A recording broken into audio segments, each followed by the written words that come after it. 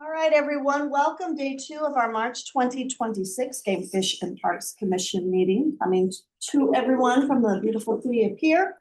We're going to jump right into things because we do have a handful of items that we need to tackle for day 2. So with that, we're going to start with item number 17, Nest Predator Bounty Program. Yesterday, we did take this up, and now this morning, Director Kirschman will present the resolution for us.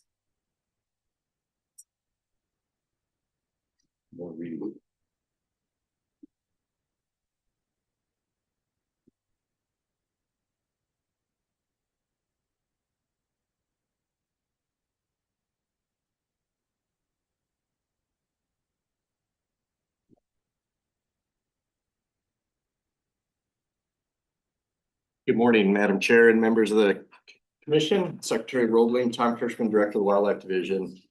In front of you this morning, I passed out a draft resolution in respect to the conversation we had yesterday discussing and going over the Nest Predator Bounty Program and the recommendation we brought forward to you in respect to transition that to the Youth Trapping Recruitment Program and the Coyote Bounty Program.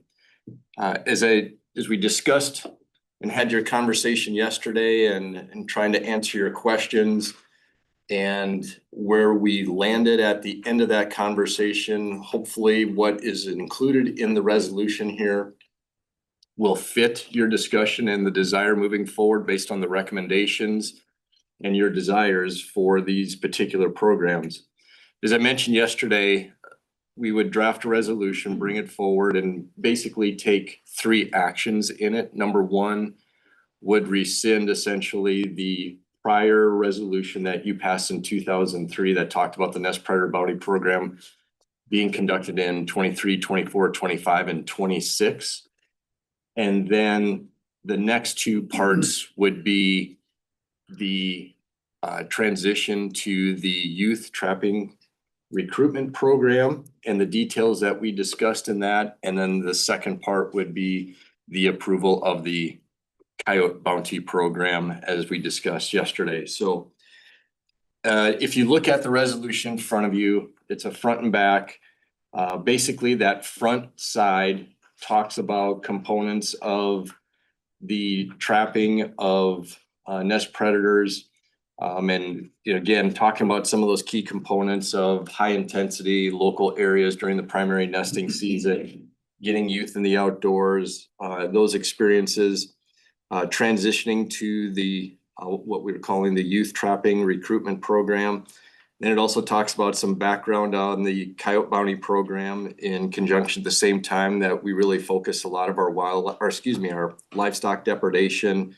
The fact that we are using licensed dollars for both of these programs. We are not using any other funding source. So those are licensed dollars. And just gives some of those reasonings and background. Where the action part really comes into play then is on the back page. And if you look at the back, the very top paragraph where it says, now therefore be it resolved, the first one is in respect to the rescinding or removal of the previous resolution that the GF&P Commission passed in 2003.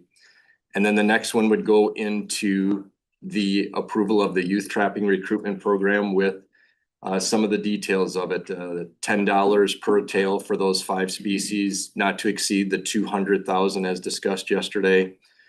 This is for youth only, so those folks under the age of 18.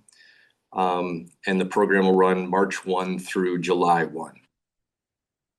Then a little bit more information on the youth trapping recruitment there, as again mentioned, March 1 through July 1, which again coincides with those spring activity movements of predators, primary nesting season for pheasant, ducks, and other ground nesting birds. So that part of it, those 2 paragraphs would address the youth trapping recruitment program. And then the last 2 paragraphs would be specific to the Coyote Bounty Program, where it says conduct Coyote Bounty Program in 2026. Again, we talked yesterday as a 1 year and then go from there. expenditure of $30 per tail, not to exceed the 300,000 for the program. Again, that was the adjustment and recommendation that you folks all brought forward yesterday and agreed upon. Limited to South Dakota residents, those under the age of 18, not be required to have a license. The program will run April 1 through July 1 for 2026. Again, based on our conversations yesterday. Again, this is available, the Coyote Bounty program is available to all South Dakota residents, i.e. youth and adults, where the youth trapping recruitment program is only for youth under the age of 18, so 17 and under. Again, then the last paragraph talks about for the Coyote Bounty program, going through those dates. It's a time period when our staff and our agency really focuses coyote control measures to reduce impacts of livestock depredation. And it's also the primary fawning for whitetail mule deer and pronghorn. So Madam Chair and Commissioners, that's a quick rundown. You can certainly look at it a little bit. If you have any questions, I will be happy to try to answer any questions you may have. But believe that this resolution would essentially cover our conversations, discussions, and questions you had yesterday. Certainly, we're going to receive more comments and opinions on both of the programs. Again, programs like these, we have all kinds of programs in our agency, from our habitat programs to our access programs to stocking of fish to other things. We have a multitude of programs and services that we provide to the public, to landowners, and certainly fits within obviously all the authority that you have as a commission to do such types of programs. Even the first whereas talks about statute that gives the commission and the department authority to conduct various types of programs. And so understanding a lot of different philosophies and beliefs. We heard some of those comments yesterday, but again, hopefully this fits your discussion that we had yesterday. And I will turn it over to you and let you ask any questions that you may have. If not, we would ask that you would adopt this resolution 26-01. And we will move forward then at the implementation stage. Very good. Thank you, Director. Any questions or comments from the commission? Commissioner Bartley. Yes, thank you, Commissioner Bartley. Director, when do you see us good time frame to revisit the Coyote Bounty as far as changing the date? Yeah. As we talked about yesterday. Appreciate that question, Commissioner Bartley. So I would say that we will look at putting it on the agenda sometime this fall. Yesterday there was a couple of different questions or potential months to start it a little bit earlier in that. The big thing would be is just to make sure that if that is a desirable thing that we want to proceed with next year, that we'll do it in advance so that we can prepare internally as well to handle the logistics of it and those types of things. But I would say sometime this fall. I don't have a specific month in mind right now, but we will certainly keep that on the radar to make sure that we have those discussions. Thank you. Additional questions, Secretary? Say, Tom, can you just explain, if you are out harvesting coyotes, what type of licenses are required? So under the program as it is right now, again, youth, as we see it, would not need a license. Coyote would be able to be trapped or harvested through shooting, hunting. Predator varmint is going to be the primary license that you would need, or if you have, for example, your combination license, which also includes a predator varmint license within it, that would be a valid license for an adult to take them. Look again at some of the details, but from a trapping standpoint, certain times of year you need your fur bearer license, but the vast majority of what's going to be constituted for this during that time frame of the year would be that predator varmint license, which you either obtain your predator varmint license as an adult, but if you have a small game hunting license or a combination license, that predator varmint license is included with that. So you would already have that in your possession.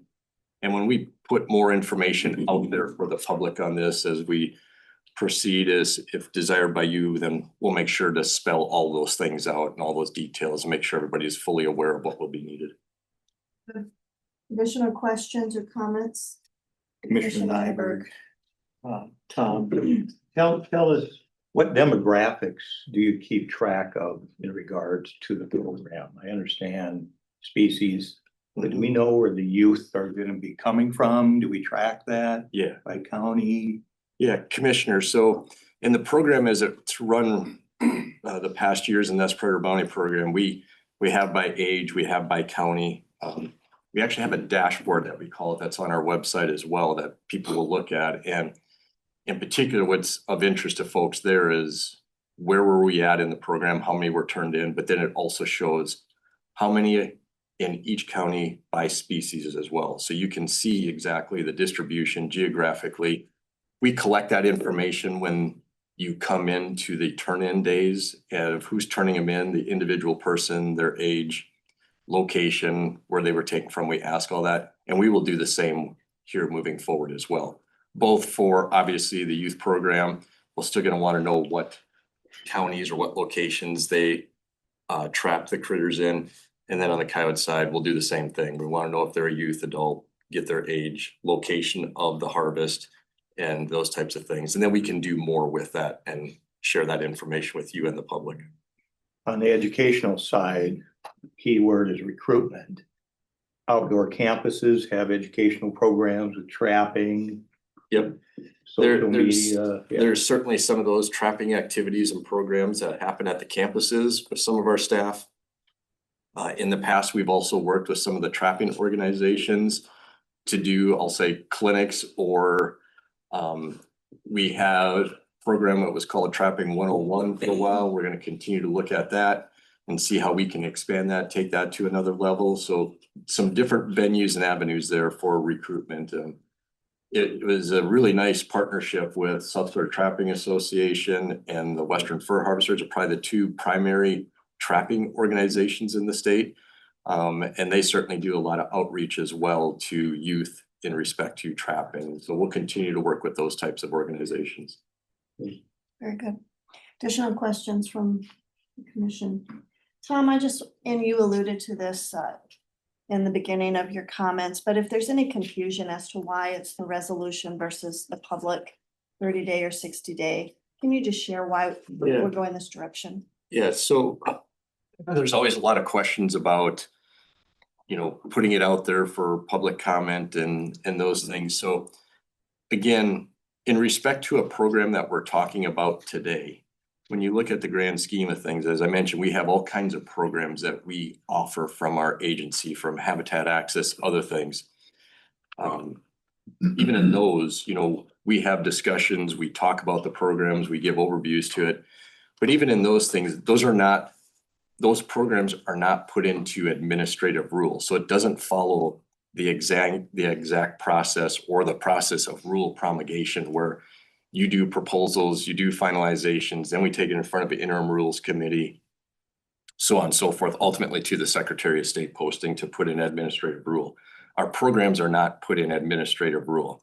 These are essentially policy programs, right? Administrative actions that you folks take working with the agency.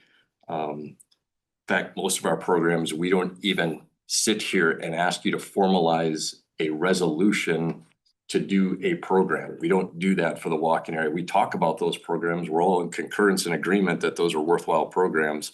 We just put the programs together and we execute those programs and implement them. So this has been one of those that has probably raised a little bit more of attention, a lot of discussion, more questions from the public. And that's quite honestly why we have the resolution in front of you, so that you can have this opportunity to discuss it, formally ask questions, and this is way that you're formally endorsing the program and we're moving forward with it. Very good. Thank you for that response. And I would just offer, I appreciate the department bringing this forward. The commission and the department for a handful of years has heard comment on both sides of this issue. Whether it's the Nest Predator Bounty Program or the need for a coyote program, our members of our legislature asked that the department come to the commission, and you've done that before session is even over. So I applaud the efforts to collaborate and come up with a revised program that will work. So thank you.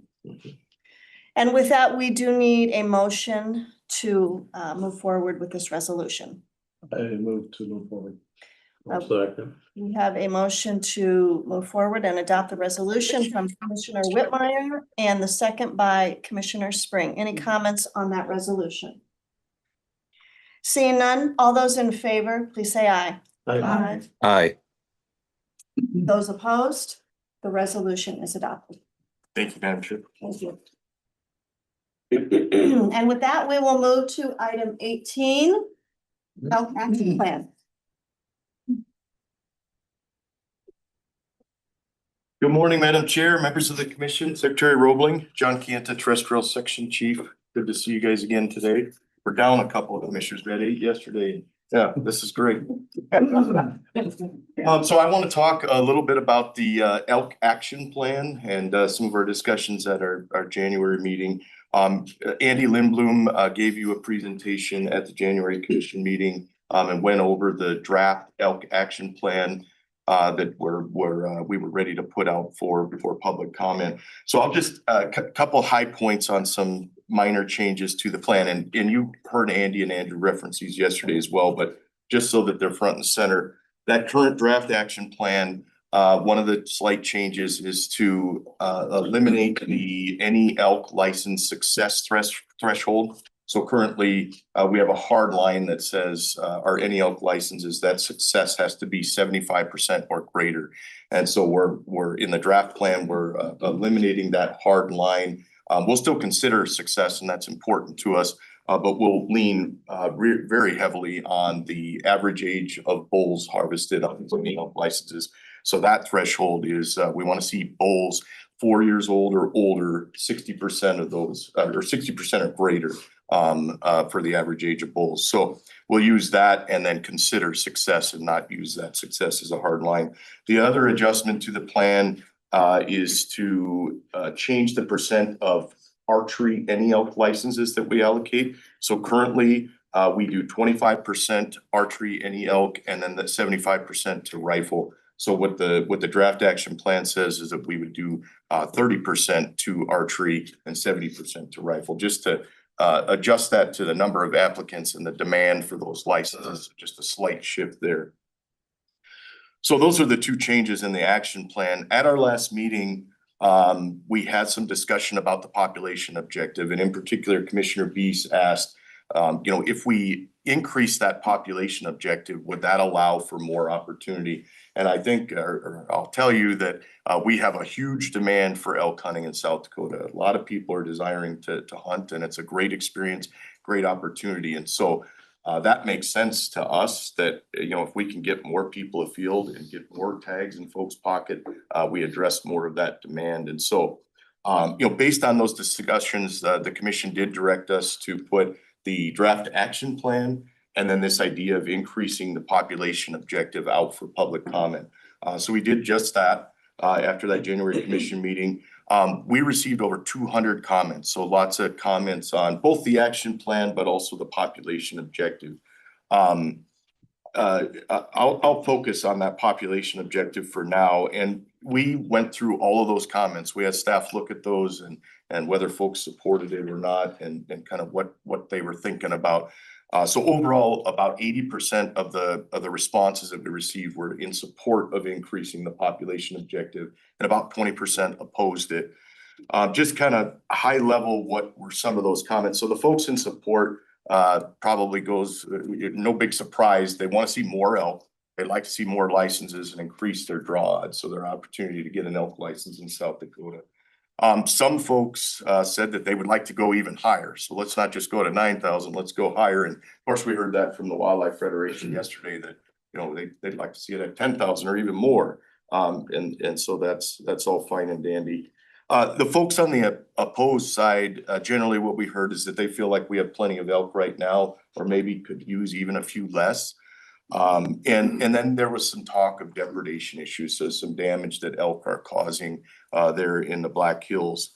I want to talk a little bit about that. So we do experience depredation, and there's some spots that I would call them chronic areas. So there's areas where elk are coming in, and it's a good area for elk, and they like to be there. And unfortunately, it's on private land, and it causes some issues for those particular landowners. So we experience some depredation, but there's a lot of public land too in the Black Hills.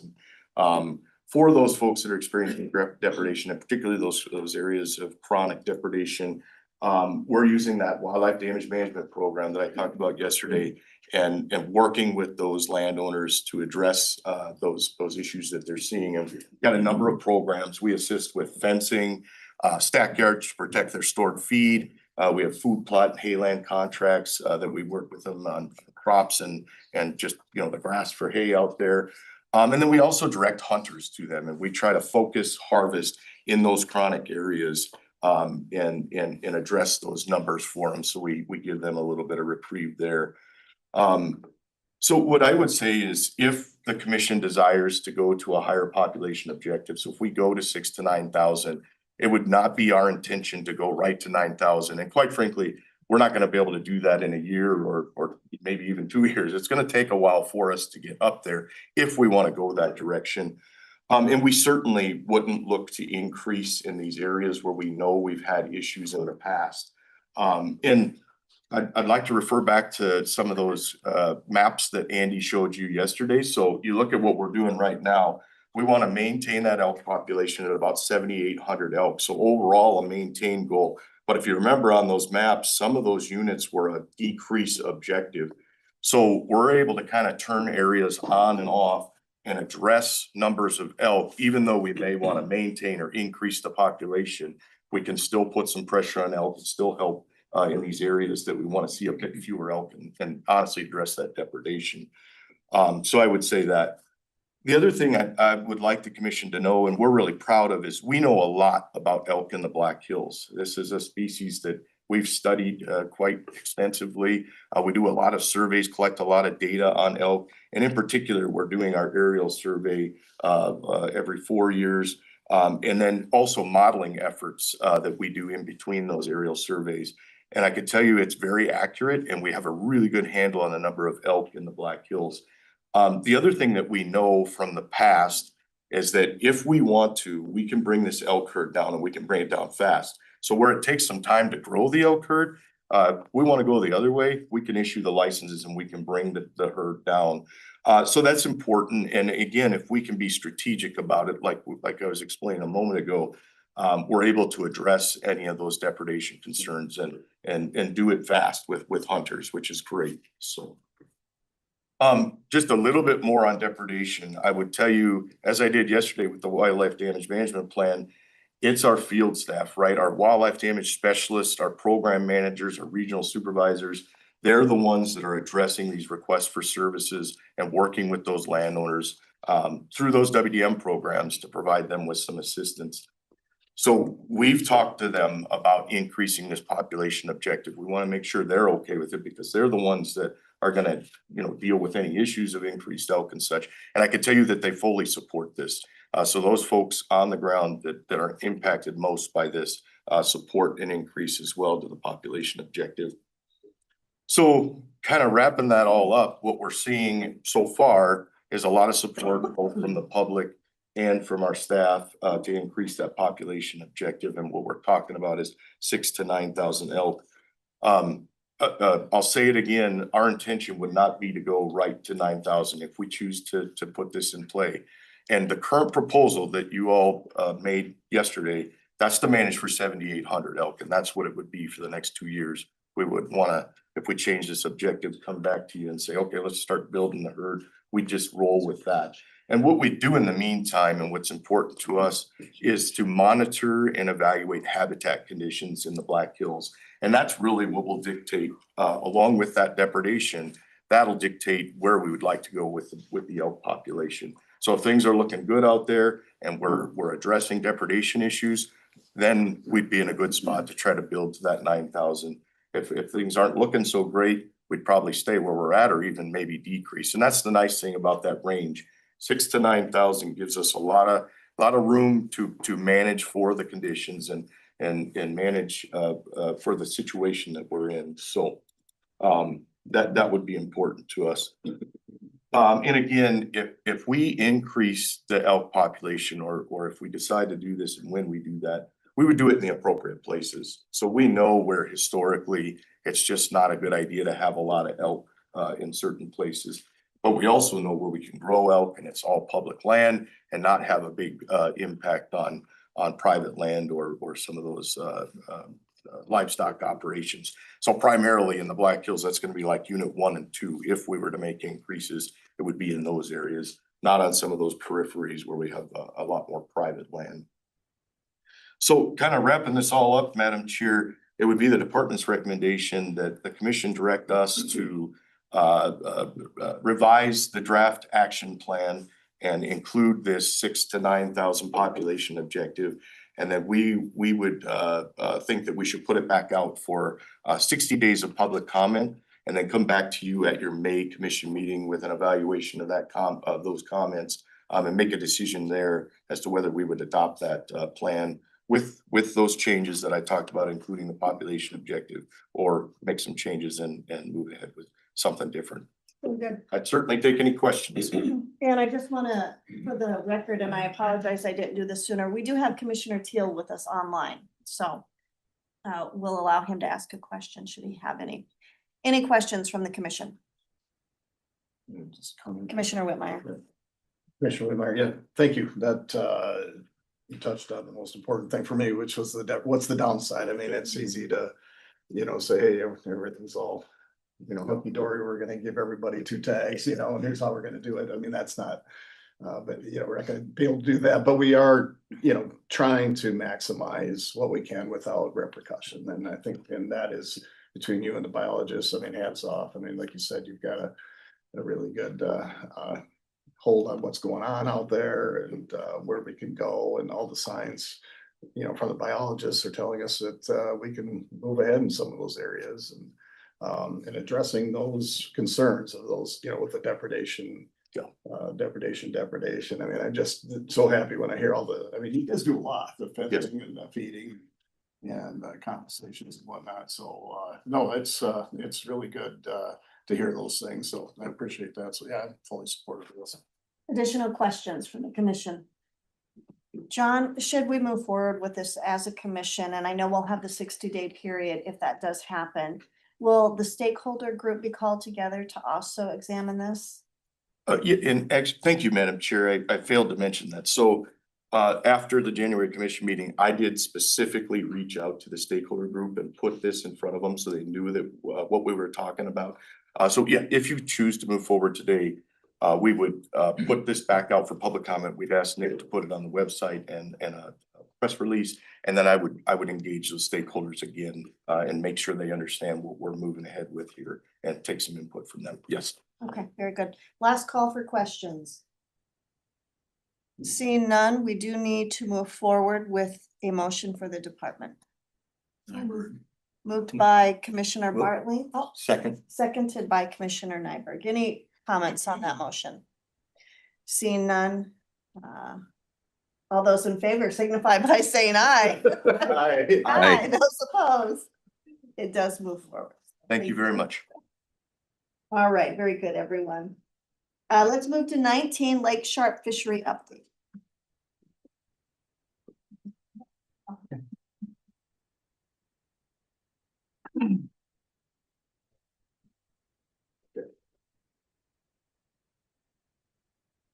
Welcome. Good morning.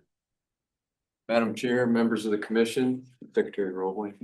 I'm Bob Hanton. I'm one of the fisheries biologists that work on Lake Sharp, Lake Hawaii. And today I'm going to give you a presentation going over Lake Sharp. Some of the things I'm going to cover, I'm going to look at current walleye trends, some angling pressure, what we experienced last year, along with walleye catch rates, provide a paddlefish update on Lake Sharp, and a quick zebra mussel update too. Lake Sharp, it's the second smallest reservoir on the Missouri River, 81 miles long, 31 feet deep average. We do have some deeper water on the lower end of Lake Sharp, 77 feet. That's on the lower end. 200 miles of shoreline. We do have two bordering tribal partners, Lower Brule Sioux Tribe and Crow Creek Sioux Tribe. And in order to index our adult fish population, we actually use standard gill nets during the month of September. And this is focused on the lower half of Lake Sharp. We actually, the upper half is more riverine flowing water where gill nets don't work effectively to sample the adult fish population. And we actually split that lower end into two halves right in the at West Bend actually. And those nets are set between 6 and 60 foot in depth. Like I said, 50 random gill net sets. All the fish that are collected from those, we measure, weigh, and then off the game fish, we collect age structures to determine age and growth on those fish. Now it's pretty obvious Lake Sharp's a long reservoir. I'm saying we're sampling the lower end or lower half of the reservoir. Starting in 2017, we started a scuba survey. This is actually in the tail race below Hawaii Dam, so in Lake Sharp. This scuba survey actually occurs late spring to early fall. We actually have two paired divers that go down. We record a GPS start location. They actually float and count the number of adult fish they see underwater on armbands. If you see in that one picture, there's a white armband that they can keep tallies for the number of species they see. And this is done and they record time, so 20-minute transects. This is the understanding that we're sampling the lower half of Lake Sharp with gill nets. We wanted to try to fill in the gap in the riverine section, so to speak, of what our adult fish look like. And this was another tool we're looking at to get at that. So what did the 2025 gill net survey from September, what did that catch look like for species composition? Primarily driven by walleyes, 39% and sauger, so about 43% walleye sauger combination. Second most abundant fish species, channel catfish.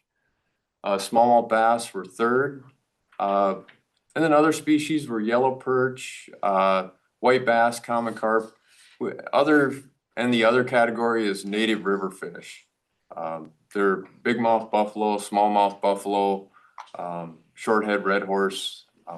And that's what the adult fish composition looked like overall. Our interest and focus, of course, with this reservoir is our walleye population. What we have here is on the left-hand side, the number of walleyes caught per net year across the bottom. And the brown bar indicates the number of 10 to 15 inch walleyes. That light bar is 15 to 20. And then the light blue, which is very thin and you don't see much of a bar, is greater than 20 inch walleyes.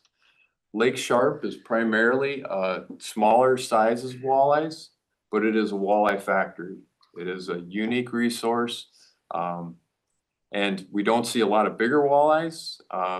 Some of that's driven by the prey base. We have a seasonal gizzard shad prey base, meaning that we have the adults out there, they reproduce, provide food, but each year during the winter events, we lose most of those little gizzard shad. And that's the food that drives this system. That's not great for big walleyes, but it's perfect for 10 to 15 inch and 15 to 20 inch walleyes. And it is a walleye and it has good reproduction. So this is a walleye factory. Taking a little closer look at the sizes of walleyes in Lake Sharp. Left-hand side is the number of walleyes per net.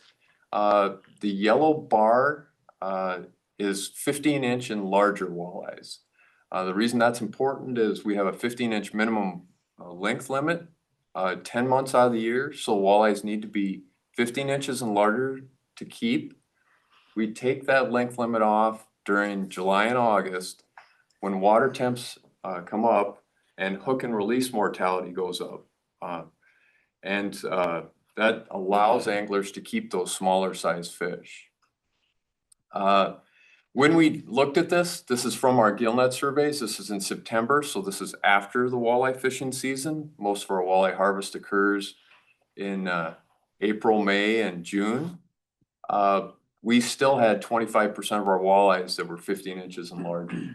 And you'll note that those light bars right below that yellow mark are our future walleyes to come that'll grow into that 15-inch mark. You know, I mentioned that we started that tail race scuba survey. So that top chart there indicates in 2017 when we started that, we actually keep track also the number of walleyes of per kilometer, per distance that we count during that scuba survey. For comparison, I've got the gillnet, the number of walleyes caught in the gillnet in the lower chart there. You'll note in 2018 and 2019 that scuba survey counts on those walleyes shot way up. And you also note on the lower graph in 2018, 2019, our gillnet catches appeared to be going down. So that survey in gillnets is lower Lake Sharp, tail race is upper. If you remember back 2018, 2019, high runoff years, there's a lot of water in the system. We actually had a lot of water coming through the dam. What was going on there is those fish were moving up into that tail race, so they weren't in the lower end of the reservoir anymore. They're moving up to that upper end, attracted by water flow and entrainment of food fish coming through. And without having that survey, we would have been thinking that our gillnet, our walleye population was going down in Lake Sharp, when in reality it was just redistributed. In 2020 to 2022, we didn't do the scuba survey. COVID occurred, of course, and we were had certification, changing out staff with diver certification. 23 to 25 back on with scuba survey. You'll note those counts went back down, and then the lower chart we're right back to average for gillnets, walleye and gillnets on the lower end. So just another piece of the puzzle we're putting together to help us monitor this population. Lake Sharp walleye condition. What this is how plump or skinny a walleye is. The larger the number over on the left-hand side, the plumper the walleye. On Lake Sharp, our condition is around 80 to 85. That's normal for our walleyes in Lake Sharp with the seasonal fish prey base. So the light blue hash marks 10 to 15-inch walleyes, red is 15 to 20, the gold is greater than 20. You'll note that those larger than 20-inch walleyes, the condition drops and varies quite a bit in that lower end of the reservoir. This isn't unnormal, this is normal for this system. Like I said, we have seasonal food, prey fish available, and it really doesn't produce or grow big walleyes. Now, if you caught a walleye in the tail race where there's entrainment of food coming through, a bigger walleye probably would be a plump fish in the same reservoir, but lower end, no. Our bread and butter fish are 15 to 20-inch walleyes, long-term, for condition. This goes all the way back to 1997. Are right at or just below the average mark. So everything's normal and healthy here. We do have a metric that we look at for our walleyes, basically statewide. If we can achieve a 15-inch walleye by age 3, we consider that an acceptable or a good goal. So what we're looking at here on the left-hand side is the length of walleyes. You know, right around that 15-inch, 14-inch, year across the bottom. Basically, our growth rates are right on track. We don't track a 15-inch typically on Lake Sharp for growth for age 3, but usually varies between 14 and 15. Take home message, growth rates right in the acceptable target range. We do keep track of our fishing pressure. You know, the number of anglers that are out there. Left-hand side, we've got the number of boat trips. This is May through August. From 2019 to 2025. You can see 2020, of course, the COVID peak, everybody was out fishing, dropped down in pressure, which is probably more normal in that 22 to 23, right back up, above average. A lot of folks are out targeting walleyes and or fishing on Lake Sharp. So right in the average range for what we'd expect for fishing pressure. Catch rates, this is for walleyes. Left-hand side, our long-term average for walleye catch rate on Lake Sharp is 1.2 walleyes per hour. To put this in perspective, the national average for a walleye fishery is around 0.35 walleyes per hour. Like I said, we really have something special with Lake Sharp. It is a walleye factory. It produces good year classes of walleyes, and anglers catch a lot of walleyes. And in 2024, we're just above average for our walleye catch rate. You'll note on the lower axis on the years, there's some circles there. There's some years missing. Starting in 2019, we started an alternate year when we were doing creel surveys, which is out talking to anglers. And that really was a metric that we started doing creel surveys in alternate years. One year we'd creel Lake Hawaii, the other alternate year Lake Sharp. So, and then COVID occurred in there. So, long-term message here is our average catch rates are right on track for what we see on Lake Sharp, and they're good. Starting in 2017, we started a walleye tagging study. This was putting mono or metal jaw tags on walleyes that were numbered. What this does is it allows us to get at what our walleye harvest or exploitation is. Another tool to help us track the fishery, the walleye fishery, and what kind of harvest. A fishery like this can sustain a harvest of 20 to 35% annually of the adult fish population. When we did this study from 2017 to 2020, we were below our expected harvest exploitation. So no impact to the adult fish population. We moved into acceptable harvest range in 21 and 22. Message here is fishing pressure we have in harvest is sustainable on the adult fish population we have in the system. And I'll note in 26, 27, we are starting a walleye tagging study again on this reservoir, just to help us track the fishery, the walleye fishery. We'll switch gears, talk about paddlefish. Paddlefish originally declined when the dams were built. We did reintroduce these paddlefish back in 2015. And I really got to give the kudos to the U.S. Fish and Wildlife Service here at Gavins Point National Fish Hatchery. They assist with the collection of the adults, the actual raising in the hatchery, hatching, feeding, and assistance with stocking. Without their assistance with this, we would not be pushing to reintroduce paddlefish back into the native range.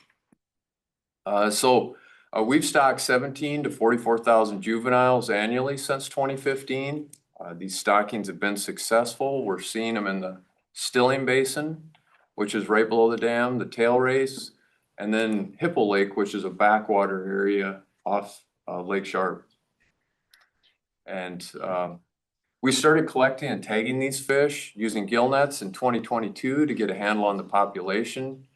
We increased our efforts to try to get our hands on and tag fish in 23 and 24, and we did tag fish.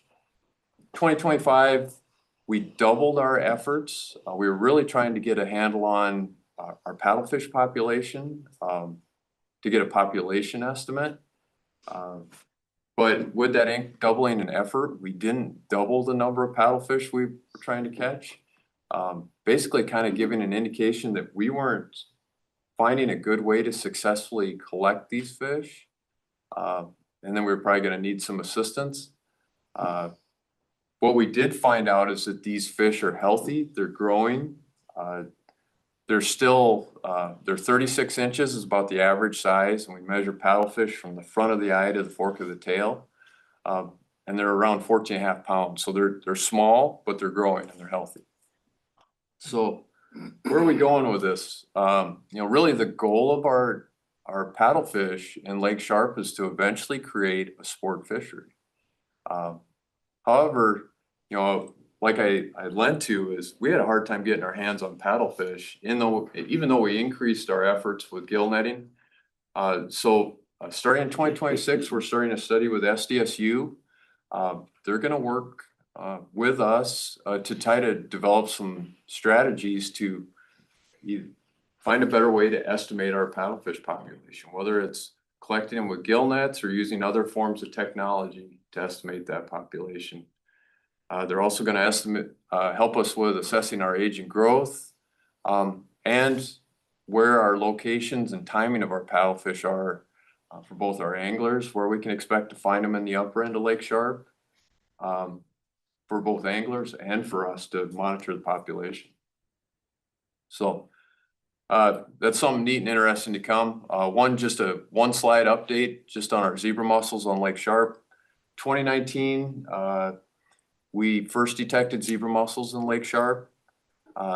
We classified the entire reservoir as positive at that time. They were restricted to the lower end of the reservoir. However, this last July in 2025, we did find juveniles and adults in the upper portion of Lake Sharp, right up near the dam.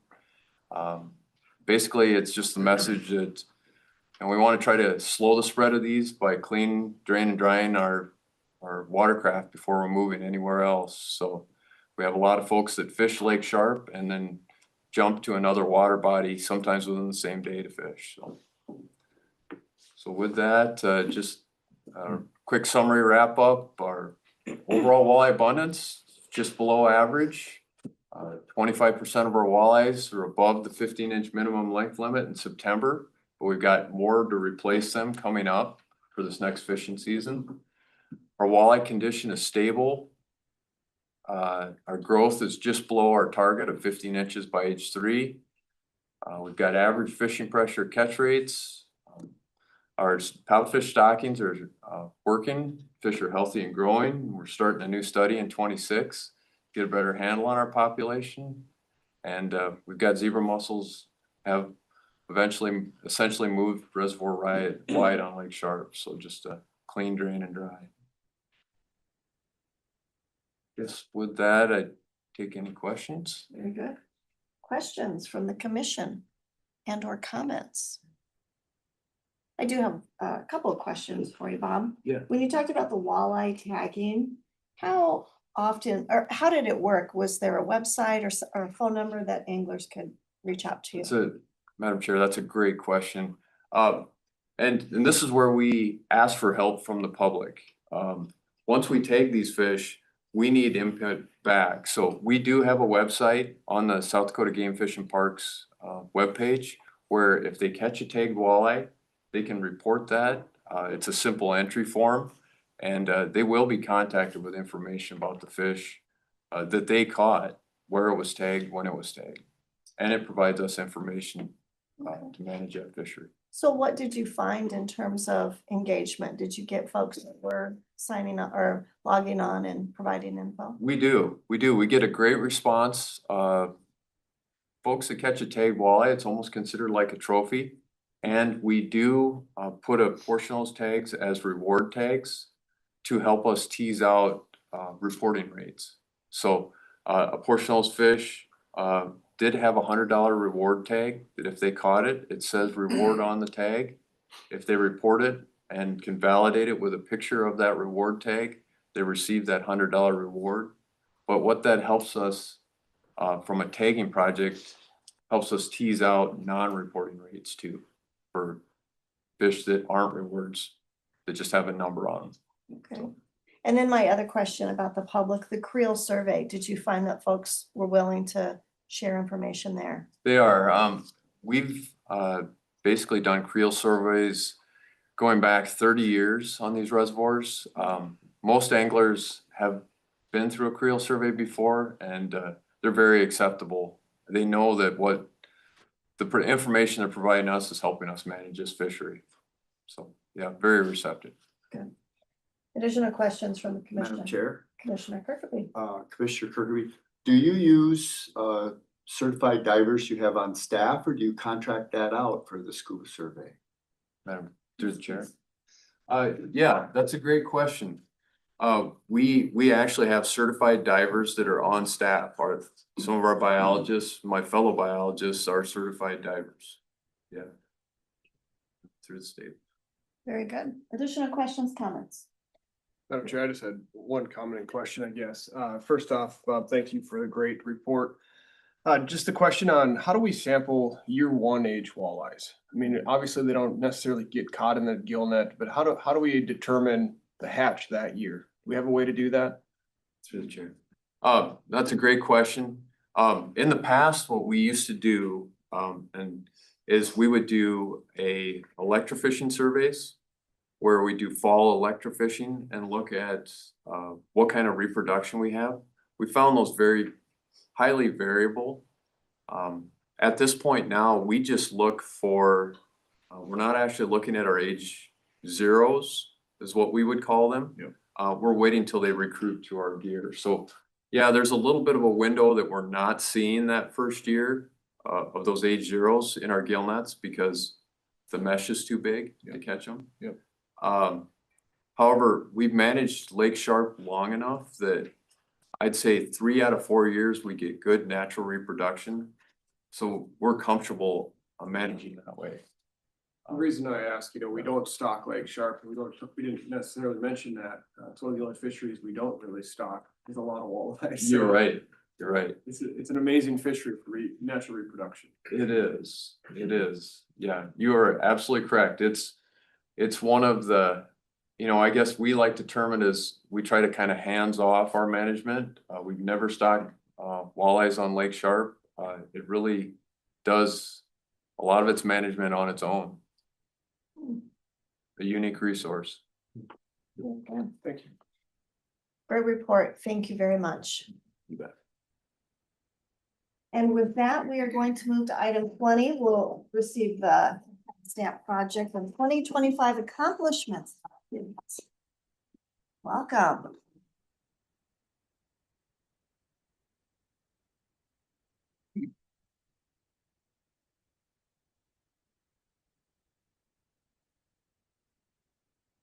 He's getting that pulled up. Good morning, Madam Chair, members of the commission, Secretary Roebling. I'm Ryan Weniger, Habitat Program Administrator.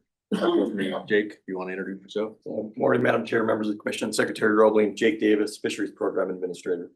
Yeah, so today we're going to cover a couple things, kind of a presentation that's broken into 2 different parts, but the first part of it's going to be focused on all the accomplishments that we used Habitat Stamp funds for in 2025. So taking kind of a look back at last year, what we accomplished. So we'll get things going here. So the terrestrial side of things, I'm going to cover, Jake's going to cover the aquatic side of things, but a couple different areas here that we focused on in 2025. Game production areas, we did some work, or quite a bit of work. We also used funds to cover costs for the Conservation Reserve Enhancement Program, the CREP programs in Eastern South Dakota. And then we also used it for walk-in area access program payments for signing bonuses. So just jumping into some of the GPA things that we worked on, the game production areas, grass and board plantings are very important to us. This last year as a whole, we did about 1,800 acres of grass and forward plantings on GPAs, but we only used Habitat Stamp for about 170 acres on 7 different GPAs. The other funding, we used Pittman Robertson funds for a lot of the projects. So just keep that in mind that this is just using Habitat Stamp funds, not our other funding sources. Food plots, we had a couple of different food plots, 1 GPA. One GPA, and I believe there was a recreation area that doesn't look like it's showing up, but we have 1 recreation area as well on the park side that we helped do some work on that allows hunting. 190 acres between those two properties. Part of that on this particular GPA, we're working through conversion of some poor grass stands that had previous farming history prior to us owning it. And so we're transitioning food plots through that landscape, and then we're seeding back native grasses on those food plots as we transition and kind of convert some of the smooth brome Kentucky bluegrass stands that aren't so good for habitat. Hardwood release program that we're doing on a few of our GPAs, 4 different properties there, 120 acres. This property down, shown on the picture here on the left is down in southeast South Dakota near Newton Hills area. In that particular game production area, we're trying to recruit oak trees and some of the hardwood species by removing some of the cedar trees that have grown up underneath and not allowing for regeneration of some of those desirable hardwood species. And we've also kind of gone into some of our shelter belts and tried to clean up a few things, and then we're gonna come back in and actually do some new plantings of some shrubs within some of those rows. So just some unique work that's taking place around forestry type stuff on our properties. We're also planting shelter belts with Habitat Stamp. We did 18.5 acres, 5 different game production areas. Some of the photos there where we have staff that are doing it, planting the trees themselves, but we also contract with conservation districts around the state to help us with some of that work. So it's kind of a partnership there. So yeah, a lot of good shelter belts going in this last year with Habitat Stamp. Grass management and grazing. Another important component, we have a lot of grassland on our properties, and so managing those grasslands through grazing, fire, other means are important to keep those stands healthy. And so installing grazing infrastructure helps us utilize joining landowner tenants and things like that with their cattle to come in and help manage our grass. And so we did 3 projects on 3 GPAs, 1.63 miles of new fence, couple of water development projects. If you're gonna graze cattle, you know you need to have water to water them while they're out there. So that's part of the project as well. And then we also have some old fence that sometimes that we just hadn't gotten around to pulling. In this particular case, it was a bigger complex over in the eastern part of the state. We hired a contractor to come in and just remove a whole bunch of old interior fence that was there from probably when we bought the property or acquired the property back in the day, and just cleaning it up so it's not on the landscape, snagging up dogs and things like that on the landscape and improving the area.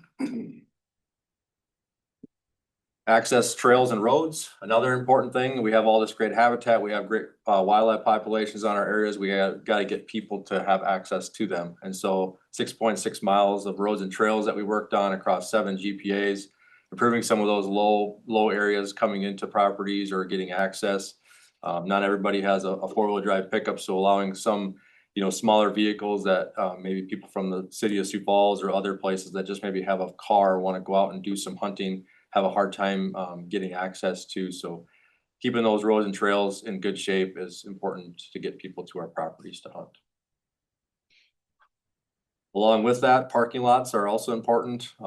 Having a nice place to park and designated that area that's not overgrown with grass or big old water hole, potholes, things like that. Trying to improve those parking areas so people know where they can park. Getting them off some of those roads, those township and county roads, as those are important for equipment access, especially during the fall, with farmers going up and down the roads. Getting them off those county roads onto the GPA and a little parking area is important. And then also waterfowl access trails was also part of this, or ramps that we worked on, a couple of those as well, to try to improve waterfowl hunting on some of our areas. Switching gears to the access side of things, the Conservation Reserve Enhancement Program, I think most of us are aware of the James River watershed CREP that we have going on. This last year, Habitat Stamp funds helped with 24,000 acres for payments on those acres. Currently, we're sitting at about 86,000 acres of our 100,000 acre goal. Continue to work on that, enrolling new properties, and as the properties are expiring there, we're trying to get them re-enrolled. The Big Sioux River CREP watershed, which is fairly new, launched in 2022. That one there, we covered 4,500 acres of payments this last year with Habitat Stamp. Again, our goal there is 25,000 acres, so we're continuing to work towards that goal. Just putting in a little plug right now, FSA is accepting CRP applications that include CREP. I think you have till March 20th, so if there's any landowners or producers listening in, now is the time to get into your FSA offices if you're considering enrolling in CREP. So 2025 summary there, just shy of 30,000 acres were covered. The payments on those acres were covered by Habitat Stamp. Just shy of $1.3 million paid out to landowners for those properties. As enrollment continues, as we still have acres that we want to get to in our goals, so will the demand for the use of Habitat Stamp funds to cover those costs. And then we're also maximizing these funds. So the $1.3 million that we use, we're leveraging that against our PR grant to try to make those dollars go further, to pull in the PR dollars to cover the rest of the payments on the CREP program. So just stretching the dollars as far as we can, being efficient with them. Then lastly, on the terrestrial side, we have the walk-in area program. In this particular case, we enrolled multi-year contracts with a lot of cooperators that we were working on, 91,000 acres in total. And we're paying upfront signing bonuses on those contracts, essentially locking them in for an average length here of 9 years. Giving them an upfront signing bonus, and then if they do back out of the contract for some reason, that comes back to us. We paid out about $750,000 in signing bonuses. Again, it's been well spoken about our access and how important that is, and so securing these long-term contracts is very important for our users. And I'll turn it over to Jake. All right, thanks, Ryan. So just be covering some of the aquatics accomplishments from 2025. Some of the areas that we work in across the state, we have a lot of infrastructure, 77 dams that GFP owns across the state. They certainly require maintenance and improvements. A lot of them have been out there for a long time. Additionally, a lot of access points, over 500 boat ramps in the state. They as well need maintenance and improvements throughout the year and throughout the years. And then also, as Ryan mentioned, the importance of access. We want to make sure that we've got good access for users to get to the great aquatic resources that South Dakota has. Talk about some of the habitat improvements, and also our access leases. Not the same magnitude that terrestrial has, but we do have aquatic leases and longevity payments that go with those as well. Unique thing there is we may only open up a small portion of land, an acre or two, but it might open up hundreds of acres of water. So just to touch on our dam infrastructure, maintenance and improvement, we addressed 7 dams in 2025. Of the 77 that we have across the state in the last several years, we've addressed 30 of them now. These can be anything fairly minor to essentially fixing cracks on a spillway or removing vegetation on the dam face to a full renovation. Just kind of depends on what the need might be. These dams are inspected either by internal staff or by outside contractors as well. In 2025, the 7 that we maintained, 3 of them were simply maintenance or improvements. We had 3 that were much larger projects, partnering with federal entities or FEMA, depending on a high water event, maybe that compromised the dam. And then 1 restoration on the Fort Pierre National Grasslands. This was a pretty cool project where we took a dam that had been compromised, no longer providing any sort of fishery, and we were able to do a complete renovation and now provides a fishery on that Fort Pierre National Grasslands. The photos that you see here of the new Stickney Dam, that's one again that was compromised in a 2019 high water event, and it's a complete renovation with new structures. So again, can vary depending on what the need might be. Looking at some of our improvements, boat ramp improvements to get people to water, we have a diverse group of users here in the state that use a variety of watercraft to get to the aquatic resources that we have. Anything from a hand launch, canoe, kayak to, again, some of these more complex boats that we see.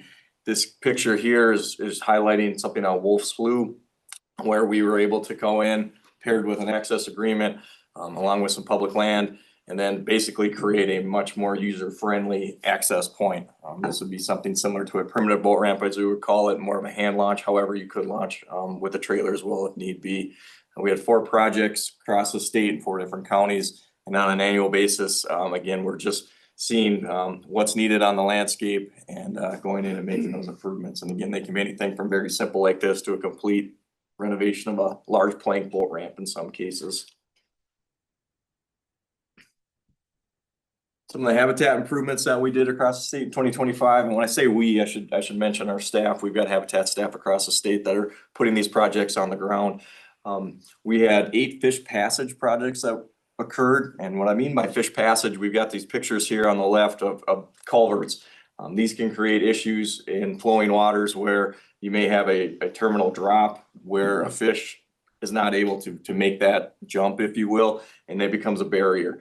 We have a number of native sport fish and non-sport fish that need to pass these structures to access different forms of habitat. And so we address this with a number of ways. And in some cases here, just something as simple as a structure that we can put onto that culvert, kind of a fish ladder that allows fish to pass. So we have a number of these fish barriers around the state. We address them annually. We did 8 in 2025.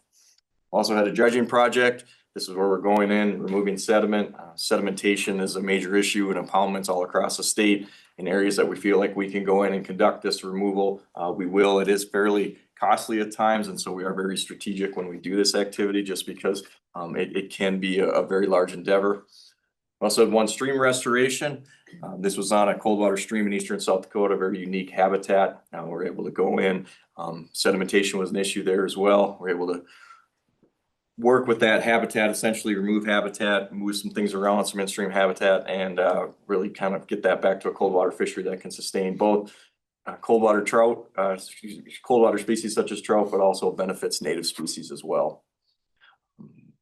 We also put out fish habitat structures across the state. This can include man-made structures such as a mossback commercially made product or large woody debris and organic material. So again, just looking at what's available and what's needed in those locations. So we did 8 fish habitat structures and in different waters, and 8 fish habitat structure projects, not just 8 structures themselves. These projects usually involve many structures. And then we also did 1 native shoreline planting. This is where we go in and return shoreline vegetation that may be Kentucky bluegrass and a manicured lawn to native shoreline vegetation that reduces sedimentation, reduces nutrient loading, and is something that we push in a lot of locations across the state if possible.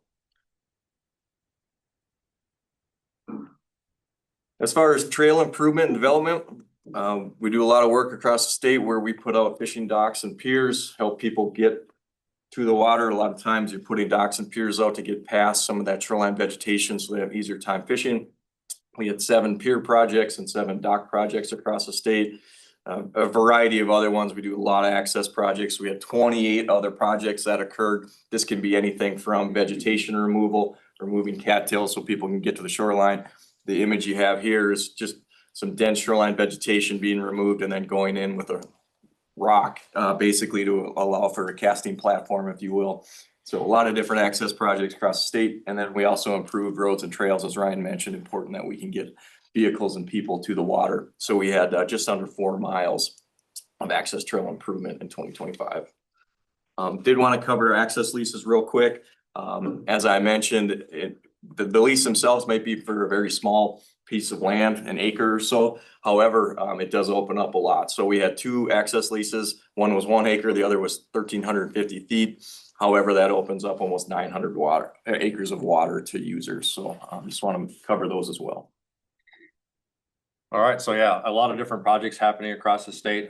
Here on the next couple of slides, I'm going to share just some maps of where those projects are located, and then a place that the general public can also go and look if they're curious as to where these projects are taking place. So here's the 2025 Habitat Stamp project map. Kind of see projects scattered across the entire state. Some of the private lands access projects there in the Northeast seem to be a little bit heavy, and that's related back to the CREP program and also the walk-in area program. Just a lot of properties enrolled in that part of the area. But as you can see, just a lot of projects across the entire state, trying to reach every community and every local county as to creating new opportunities for our wildlife and for our users.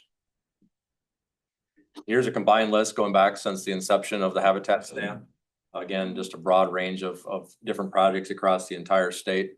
I will point out again on this map too, like the terrestrial points are pretty heavy on the eastern part of the state, and that's just related back to, we have a lot more game production areas, a lot smaller game production areas, East River versus West River. So there's just a lot more opportunities in that part of the state for us to do that type of habitat work. And then lastly, here is just the online Habitat Stamp dashboard that anybody can go to through our website. They can zoom in on these particular points, see exactly what the cost of a particular project was. We do have photos on quite a few of these points, especially the terrestrial and the aquatic side, where we're doing a particular project, whether it's a tree planting or something like that, where we're trying to photograph and add that photo. So when people want to see what type of project it was, they can actually see an actual live photo of what's out there, or an actual photo of the project when it took place. So just a neat resource if you're curious or have people that are asking questions about, where's my Habitat Stamp money going? This is a good spot to go send them to. And with that, we'll take questions on that portion of our presentation for 2025 accomplishments. Questions from the commission, comments? Commissioner Whitmire. Yeah, Commissioner Whitmer, and thank you. Great presentation on all points, just pointedly on the parking areas, kudos. I mean, that's always a deal when it's harvest and hunting are at the same exact time, and some of those vehicles along the road edges really can be an issue, and that anything that we can do to kind of curb some of that potential downfall is great. So that was really, but the whole presentation was good. But, so thank you. Additional questions, Commissioner? Commissioner Nyberg, Ryan, on the food plots, are you able to track usage at all? Chair, I think the best recommendation there would be to talk to our local conservation officers who are maybe patrolling some of those areas and seeing what kind of use those food plots are being used, if that's your question, I guess, related to hunter use, is that we don't getting at, yeah, so I think that'd be probably our best source of kind of a guide as to how much they're being used, yeah. And how many are there again within the habitat areas? How many Far- food plots? So we plan approximately like 5,300 acres, somewhere around there, if I'm remembering correctly, of food plots across all of our game production areas. The number of them varies because we have everything from maybe a 1 acre food plot up to, 10 or more acres of food plot at one site. So there's the actual plot number of plots, I couldn't give you right offhand, but about 5,000 acres of food plots. Well, I'm the new kid on the block here, the new commissioner. I'm gonna echo Commissioner Whitmore. You guys do a great job. And kudos to you. The concern I have, or what I'd like to say is, does the public know what you're doing? If I don't go to the dashboard, how do we get the message out? I think the key word is opportunity. You guys are providing amazing opportunity for fishing, hunting in South Dakota, and the public needs to know what you guys are doing. It's great stuff. I was waiting for that. I was waiting to tap in. Oh, no mic, so I can just do it from here. Nick Harrington, Communications Manager. And great question, Commissioner Nyberg. And one thing that we do, we share these projects in a lot of ways, right? So in our Conservation Digest, which is put out every quarter, we have a specific habitat stamp project section, which is really popular. These guys are a huge help with that. And then likewise, as these projects are completed, we share them on social media too. So those pictures that we get from those folks out in the field that is doing that work, we put that out there, we showcase that. Those always get a lot of really good feedback and engagement too, right? So between our social media, between our digest, our annual report has a really nice habitat stamp section too. And again, that dashboard is very, very well used, very well liked as well. So a variety of avenues we get them out there, but like you said, awesome stories that people love to see out in the field. It's at $10, you sure get a good return on investment, huh? So thank you. Good. Did you want to add to that, Ryan? No, that's exactly what I was gonna cover, so. Commissioner Kirkby, did you have a question? They answered it. Ah, very good. Yeah. Any other questions and or comments? Job well done. I echo everything that's been said. Yeah. So thank you both. We'll move on to the second Yeah. portion. Yes, sorry. Yeah. So this brings us to the second portion of the presentation. So this will be discussing the next 3-year strategic approach that we have for habitat stamp funds. So this will be the second iteration of this strategic approach. We had one that was 2023 to 2025. This next iteration, 2026 to 2028. I believe you all have a copy of it as well. Just a quick review on the habitat stamp created by Senate Bill 75, passed during the 2020 legislative session. Annually generates around $5 million of annual revenue. The cost is $10 for residents, $25 for non-residents. Most license types require the purchase of a habitat stamp. However, there are a few exceptions, but again, the majority of licenses, you'll need to buy that habitat stamp with your first license purchase. So 1 per year essentially. That is split between aquatic and terrestrial, spent on habitat and access projects. So this strategic approach that we're gonna cover is just kind of a guiding document that we use for how these dollars are gonna be put on the landscape. Gonna include priorities, goals, and strategies, and we'll cover that in this presentation. So just real quick, this is essentially the format of what that document's gonna have, and then Ryan and I will go through each of these bullet points individually and cover some of the specifics, but it's our toolbox essentially and a plan moving forward for the next 3 years with these dollars. So mentioned the passing of Senate Bill 75 in the 2020 legislative session created the habitat stamp. That revenue is generated and split between aquatics and terrestrial. Around 5 million annually is what we've seen over the last handful of years since inception. And the areas that we focus on, as Ryan covered with the terrestrial accomplishments in 2025, a lot of it's going to be habitat and access on our state-owned property, such as a game production area. Also, access agreements are important, opening up private land to public hunting and fishing opportunities. Within the aquatic section, a couple main areas that we'd like to focus on: large-scale projects. These can be varied, anything from a impoundment renovation to an in-stream habitat project. Partnering with another entity on a large-scale project, but again, we like to focus on large scale if possible. Additionally, a lot of small-scale habitat work and access projects that happen across the state. And then, as I mentioned earlier, we have a lot of state-owned dams out there that are quite old. They need infrastructure improvements and maintenance as well. And so that's another area that we spend quite a bit of time on and are a big part of this plan. So just to talk about the project types that Aquatic Habitat and Access work on and what we plan to work on here in the next 3 years, I do want to cover what our program looks like. It's a quite small program. It's myself, we have a statewide coordinator, and then 6 habitat and access biologists that are stationed across the state. I do want to take this opportunity to thank all the other Game Fish and Park staff that partner with Aquatics though to implement these projects. It's a big lift. We get a lot of things done and we couldn't do it with just our aquatic staff. So we get assistance from law enforcement, from parks, from terrestrial. And so with that, I want to thank the staff that are listening. And we also have a lot of great partners out there between federal entities, non-government organizations, individuals. So again, it's a big effort. And all the things that we do fall within the items on this list. So what we do and how we do them essentially. So the things that we do on public waters, we have infrastructure improvements, whether that's dams, piers, docks, those sorts of things. In-stream habitat work, these are going to primarily focus on our cold water trout populations. However, they do benefit native species as well. We have a number of aeration projects currently ongoing and in a lot of cases dealing with water quality, trying to improve dissolved oxygen, for example, to make these fisheries in better shape to sustain fish sport fish populations. We also do some dredging, fish habitat structures, both natural and man-made. These are put in annually across the state where fish habitat's identified as a limiting factor. And then aquatic access improvements, getting people to the water where we can or improving what a current access area might look like. And then fisheries renovations. We do some work on private lands, not the same level that terrestrial does, but we do some shoreline restorations. This is where I talked about transitioning from, say, a manicured Kentucky bluegrass lawn to a native shoreline vegetation. Again, helps with bank stabilization, reduces sedimentation and nutrient loading, and then also access agreements. So, some of the work that we have done and plan to continue to do in the next several years. Yeah, moving forward, I guess on the terrestrial side, it's a lot of the same things that we covered here this last year. There's kind of an ongoing list of just projects that staff have identified. And so a lot of these things kind of fall into some of these buckets here on the terrestrial side that we focus on our game production areas, native grass and pollinator plantings, woody habitat plantings, the food plots that we talked about, grassland and forest enhancement, access road trail improvement, that sort of stuff that we talked about, waterfall access trails and ramps, grassland management infrastructure.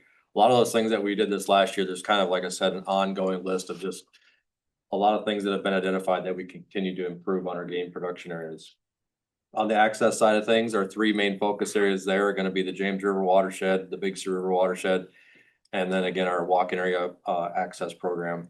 And I'd also echo what Jake mentioned regarding other staff, that this doesn't just involve a few folks within the public land staff.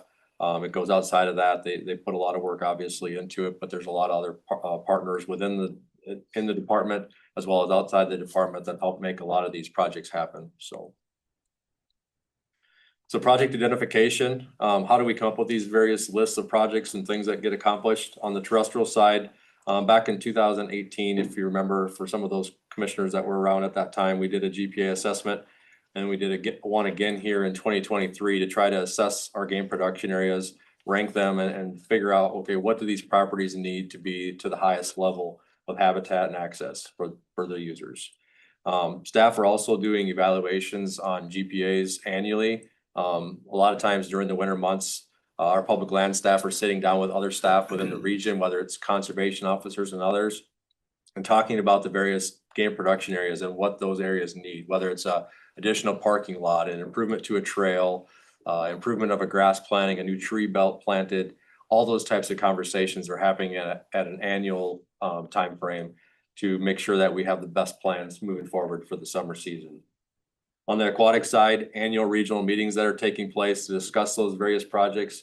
Obviously, a lot of waters across the state, a lot of different things that we can improve or identify as time goes. And so they're having annual regional meetings to talk about those things. They're also having staff evaluations, much like our public lands habitat staff are doing. They're evaluating those areas across the state throughout the summer. The different field seasons that they're out there working, doing sampling and other things. So, and then user groups and partners, that's one that we could probably put into both buckets here, terrestrial and aquatics. We hear from a lot of our NGOs, our partners, our users out there, hey, we really like to see this on this property. So we take all that input as well and try to put that into what some of our planning and project identification. That's covered kind of on the last bullet there, the resources and partnerships. All these projects involve a large range of different resources, partners, contractors. I mentioned conservation districts, counties, townships who are working on some particular roads, landowners, tenants helping us with grazing. There's just a lot of different people involved in a lot of these projects. So yeah, just very diverse. Priorities, goals, and strategies in this strategic approach. The priorities here, the first one being to increase and improve terrestrial and aquatic habitat to sustain healthy populations of fish and wildlife species for current and future generations. I think that meshes very well with our mission as a department. And then priority number 2 is to increase user opportunity and experience through enhancement of habitat and access, both terrestrial and aquatic, on and to public lands and waters, and by providing additional public access to private lands. So 2 key priorities there that we want to focus on. I think those define what we want to do very well. Goals, we have 9 on the terrestrial side, 6 on the aquatic side. And then within each of those goals, we have in the plan or the strategic approach, we have some specific strategies that for each of those that are developed. So moving forward on the terrestrial side, here are some of the goals that we have to use habitat stamp funds for. Annually plant down 400 acres of native grass and pollinator plots, plant 15 acres of woody habitat, 250 acres of annual or perennial food plots, and then 300 acres annually of grassland or forest enhancement. Also improve or develop road and trail access to 6 game production areas or other publicly owned property. Work on improving or developing 5 waterfall access sites. The past probably 10 years, we've developed a lot of waterfall access ramps, trails, things like that. We need to come back to some of those ramps and add in some gravel or some things to make sure that we're improving or keeping them up to speed as to good quality access ramps. So we'll be doing some of that work. And then annually improve or develop some of our grassland management infrastructure on 8 different areas. On the access side of things, we want to continue to enroll acres into our Big Sioux River watershed CREP and our James River watershed CREP, try to reach those cap goals for those particular projects. And then we also want to try to secure additional 20,000 acres of undisturbed habitat through our walk-in area program, using those signing bonuses as incentives to get those properties enrolled for multi-year contracts. So on the aquatic side, covering our goals that we have for the next 3 years, 2 goals. Annually, we like to improve access or habitat a minimum of 3 urban and community fisheries. So we define an urban or community fishery as anything within city limits or within a mile of city limits. In a very basic sense, it's something that a youth could ride a bike to. Really trying to provide opportunity where transportation is not a barrier for that individual. We've got these all across the state. We've got some really fantastic ones, and we're very fortunate because we continue to add them on an annual basis. Capitol Lake's a great example of one that was very recently added to the list. But annually, we want to continue to improve at least 3, just because, again, we look at these as great resources close to our population centers. Additionally, our second goal would be to improve access to a minimum of 10 waters across the state. This can be in the form of a lot of different, whether it's docks and piers or vegetation removal, basically just getting people to that water.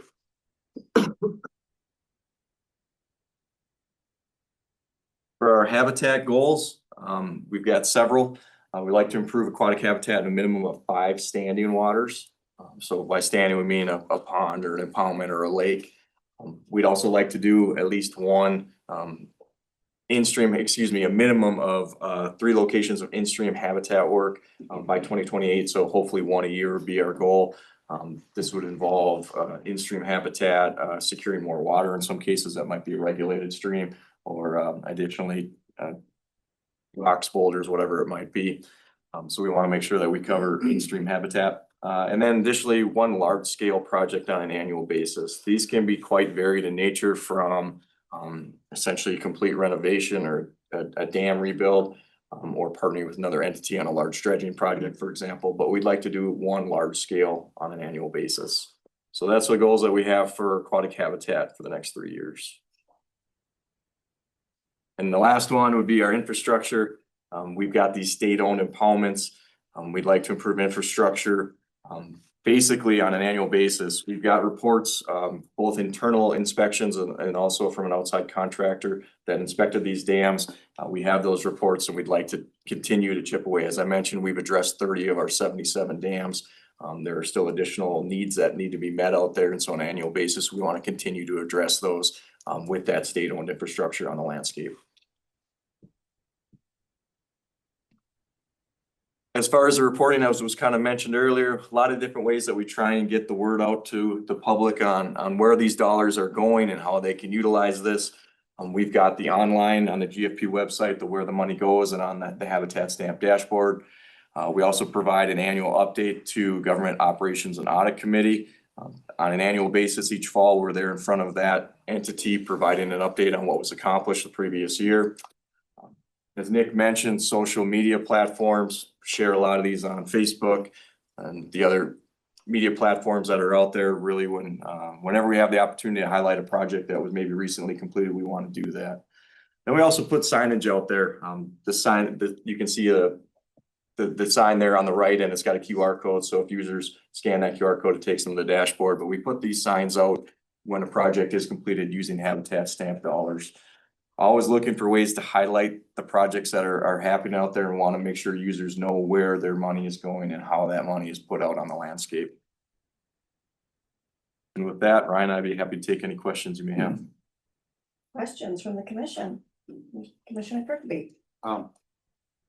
Mr. Kirkby, I heard you say something about securing more water on a regulated stream. I'm not familiar with what that issue would be. Sure, through the chair.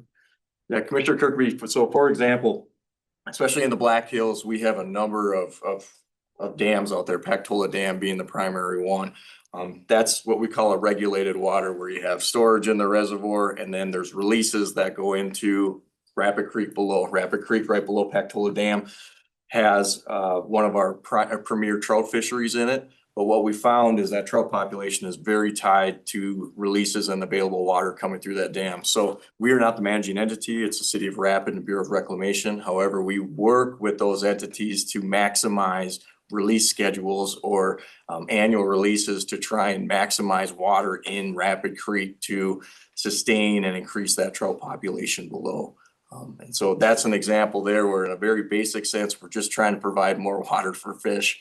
And we use Habitat Stamp dollars to partner on some of the efforts that are there to maximize flows from Pactola Dam, for example.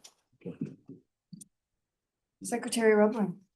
Yeah, thank you, Madam Chair. I just wanted to say thank you both for your leadership. This is excellent. The goals you identified, within the larger strategic plan of the department, it's habitat and access. And then you went down and refined those goals, and I surely appreciate that with staff's input. So thank you for that. I just wanted to, relay the message I received from Senator BJ Smith. He was the father of Senate Bill 75.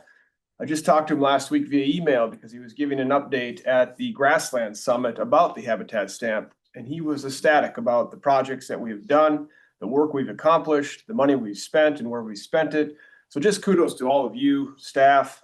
It's been an excellent success story since 2020. We're putting those dollars right back on the ground, and it's been a very positive one. So thank you for that. And the senator's very happy. So thank you. Very good. Questions from the commission? Jake, 2 questions. When you were talking about the goals for the aquatic habitat and the urban community fisheries, have you identified where those might be, or how will that fall into play? Yes, Madam Chair. So, in a lot of cases, it's identifying where we have maybe either new urban community fisheries coming online, or, we have some, say, in the northeast part of the state where we have a large population center where we just have been doing work for several years, but we've identified, say, continuing limiting factors.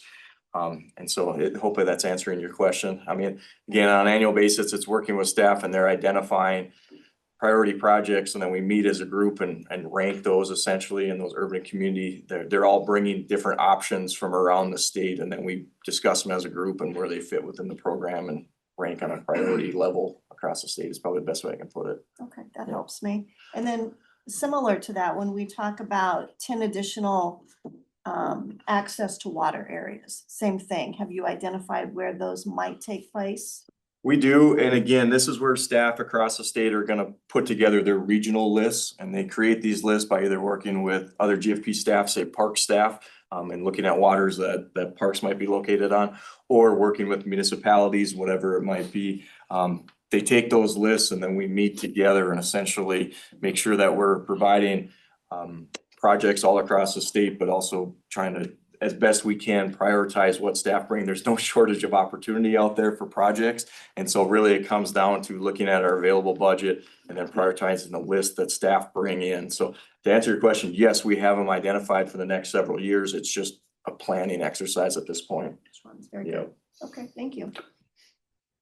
Seeing no other questions or comments from the commission, again, thank you. Great report. All right, I think what we'll do license sales reports with Director Churchman, and then we'll take a break after that.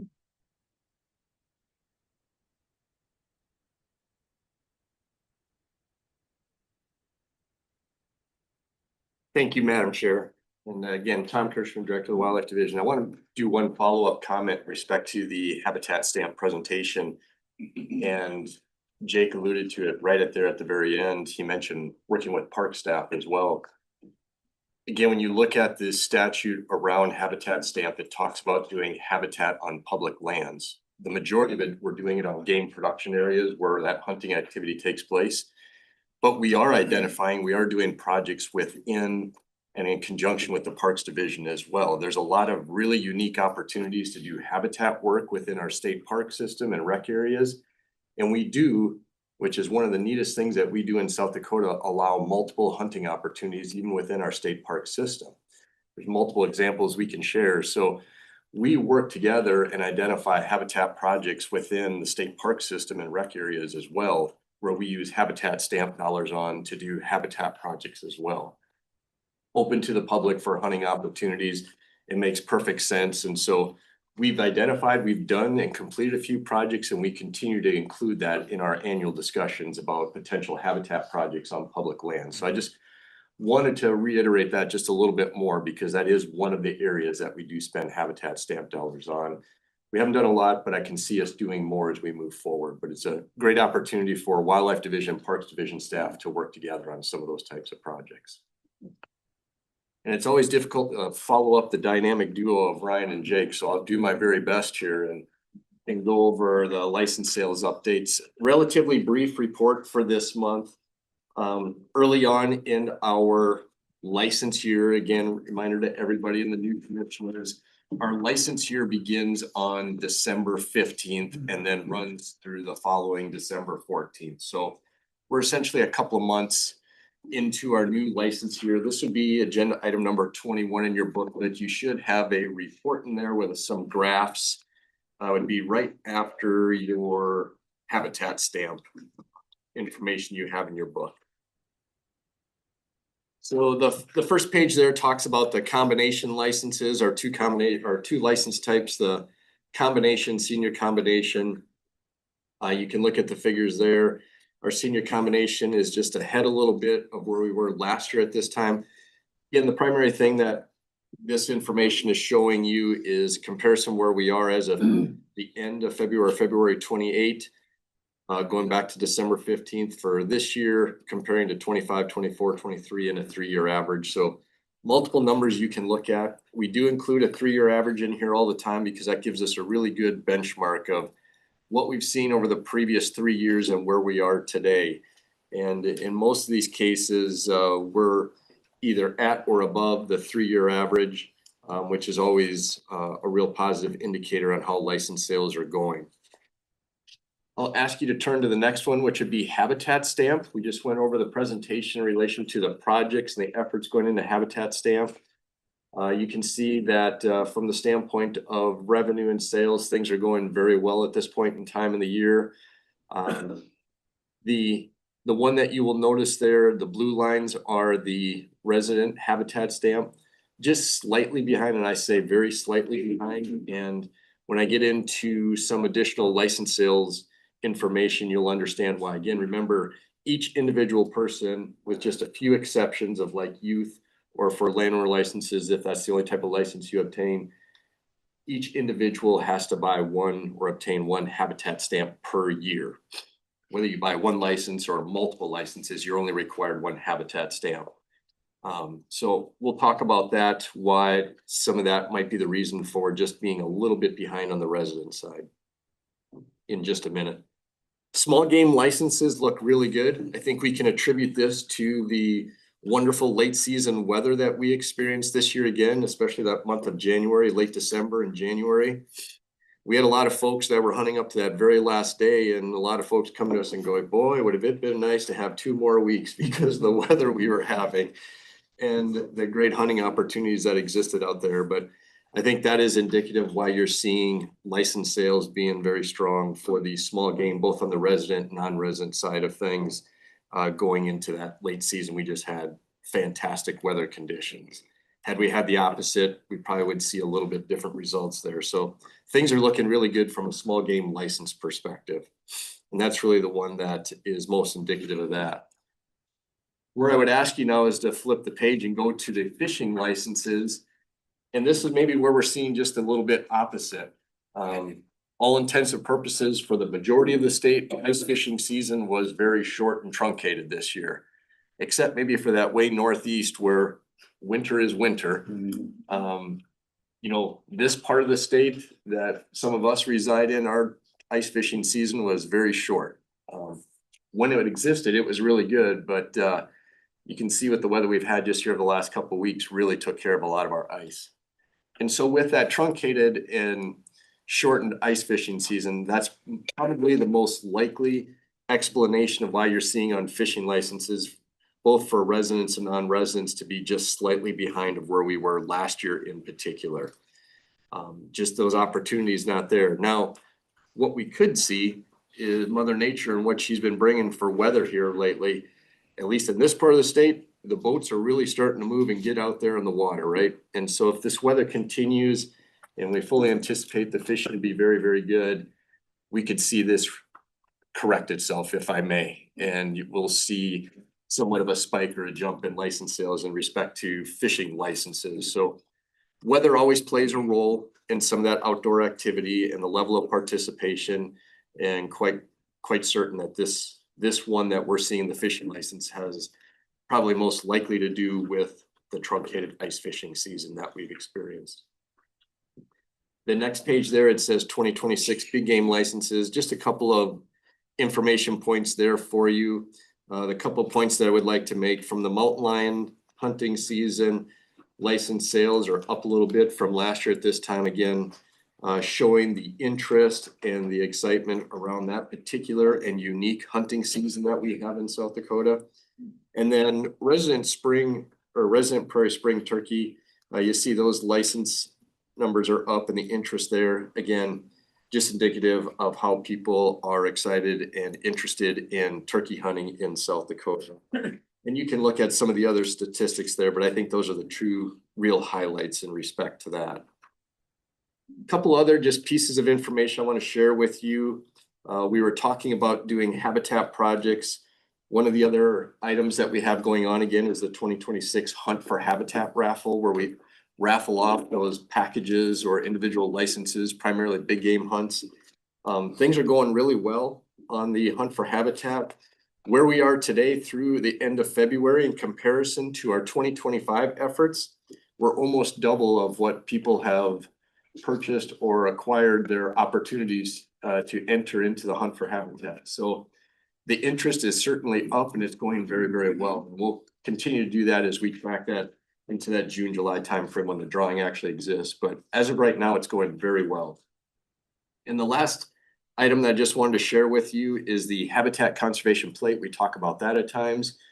Again, that's the plate you buy at the county treasurer's office. Go through the regular registration part of that, but then the decals that go on the concept or habitat conservation plates are obtained purchased from the department. We have the 4 different selections you can choose from: pheasant, pasque flower, the deer, and the meadowlark. Things are going well. As of the end of February, we are just shy of $160,000 that have come in from the purchasing of those stickers or emblems that go on the habitat conservation plates. Really excited about that. That equates to just a little over 3,100 vehicles out there driving around with us. So it's a great way to promote habitat, make the awareness to the public of habitat, and quite honestly, folks, probably surpassing some of our expectations or our best guesstimates of how many people would have had the interest in this. And we continue to see more each month. So really excited about that. The revenue generated from those stickers or emblems that go on there are going back to Habitat and Access across South Dakota. No different. We're talking about Habitat Stamp and the Hunt for Habitat as well. So a very quick report, Madam Chair. I would be happy to answer any questions you may have. We're excited for spring, is always fun. We wish we'd had a longer ice fishing season, but you play the cards you're dealt, and we'll be happy to go into that open water fishing. Very good. Questions for Director Hirschman? Seeing no questions, we appreciate the report, and I know down in my neck of the woods, my boys have had the boat out on the river all month of February, so Yes. we are taking advantage of Mother Nature's gift. Excellent. And with that, we are going to take a break. We'll do a 10-minute break. We'll be back at 9:50 a.m. Central Time. So then we'll leave. Recording stopped.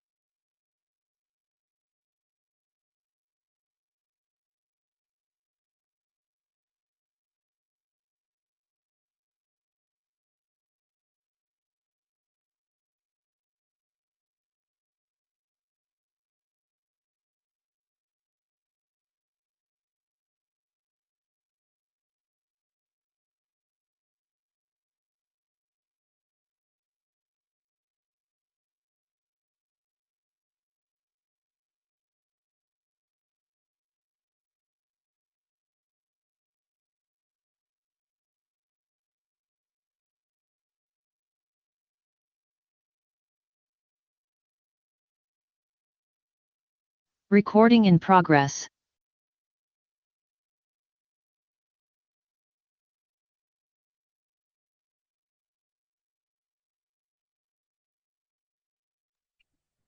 All right, welcome back, everyone. We're gonna jump right back into our agenda, which is number 23, 2026 Park Outreach Programs. We've got Rachel back with us. Welcome back. Good morning, Chairwoman Bristler, Commission, and Secretary Roebling. For those of you that don't know me, I'm Rachel Comus, and I'm the Volunteer Coordinator for the Parks Division. Today, I'm here to provide an update on our outreach programs. Across South Dakota State Park System in 2025, there were a total of 2,236 programs with 92,252 participants. Of those participating, the breakdown was 49% adults and 51 youth. State parks provide 61% of all Game Fish and Parks programming statewide, demonstrating the division's role in delivering educational and recreational activities. The top 7 leading parks offering a wide variety of regular programming are shown here. I will note in the Custer State Park stuff, we don't have the roundup in there, just so it's just the programming. Top attended park events. Several parks hosted events which saw exceptional turnout. These events are shown here. So we've got the Buffalo Roundup there with almost 23,000 participants.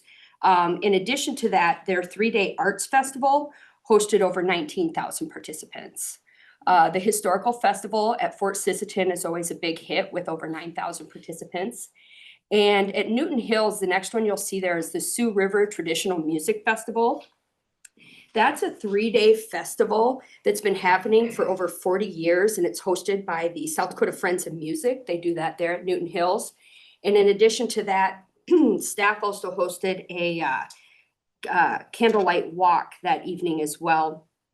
Or that was with their fall festival that was over 1,000 participants, and then their fall craft fair had over 2,000 participants. So very well attended activities that are traditions that people come year after year and really enjoy. Park RX. This is a partnership program with South Dakota Department of Health and SDSU Extension since 2017. The program's goal is to improve physical and mental health by encouraging increased outdoor activities in state parks.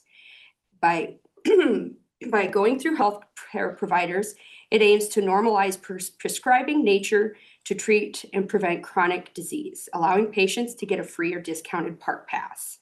How it works: healthcare providers simply sign up for the program, which only takes a few minutes, and they receive a toolkit that includes their prescription forms, information packet, and promotional materials.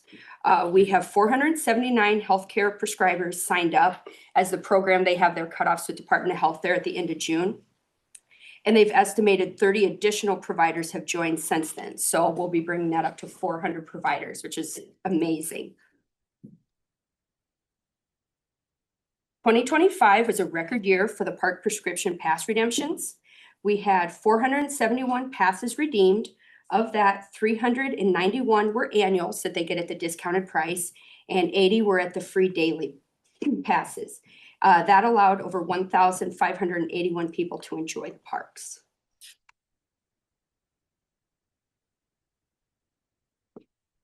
Go Forth is another partnership program with South Dakota Department of Health as they align with our Healthy South Dakota initiative to promote health and wellness through physical activity. This program has been going since 2015.